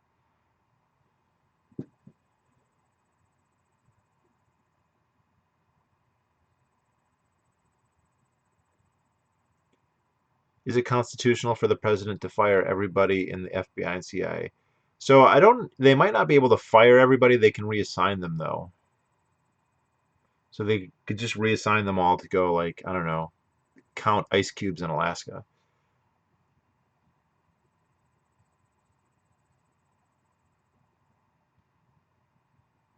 Last year. Yeah. Any idea why he's hemorrhaging now? Like what effrontery did he commit to do it this time? Adam Green is going to bury Molyneux. He's totally exposing him as a Zionist gatekeeper. Yeah, but the problem there is being a Zionist gatekeeper doesn't bury anybody. I mean, there's very powerful, famous people who have made a career as a Zionist gatekeeper. Being a Zionist gatekeeper is like a better career option than what Molyneux currently does. So I don't know if that's true. It might lose him credibility in certain crowds, but you know,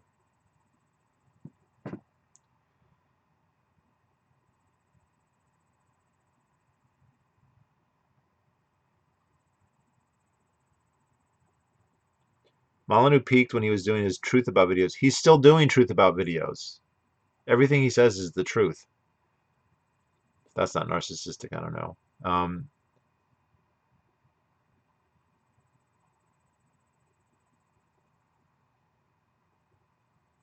Yeah, he fired one of the bullets that killed him, just one. There, but the grassy knoll and whatever else, or the overpass, fired the other ones because he was under triangulated fire.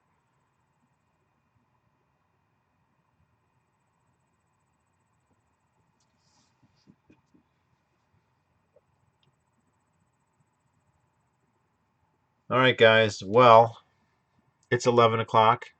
I'm getting tired. I have some very horny leftists who need to be educated. So I'm going to call it good. But thank you all for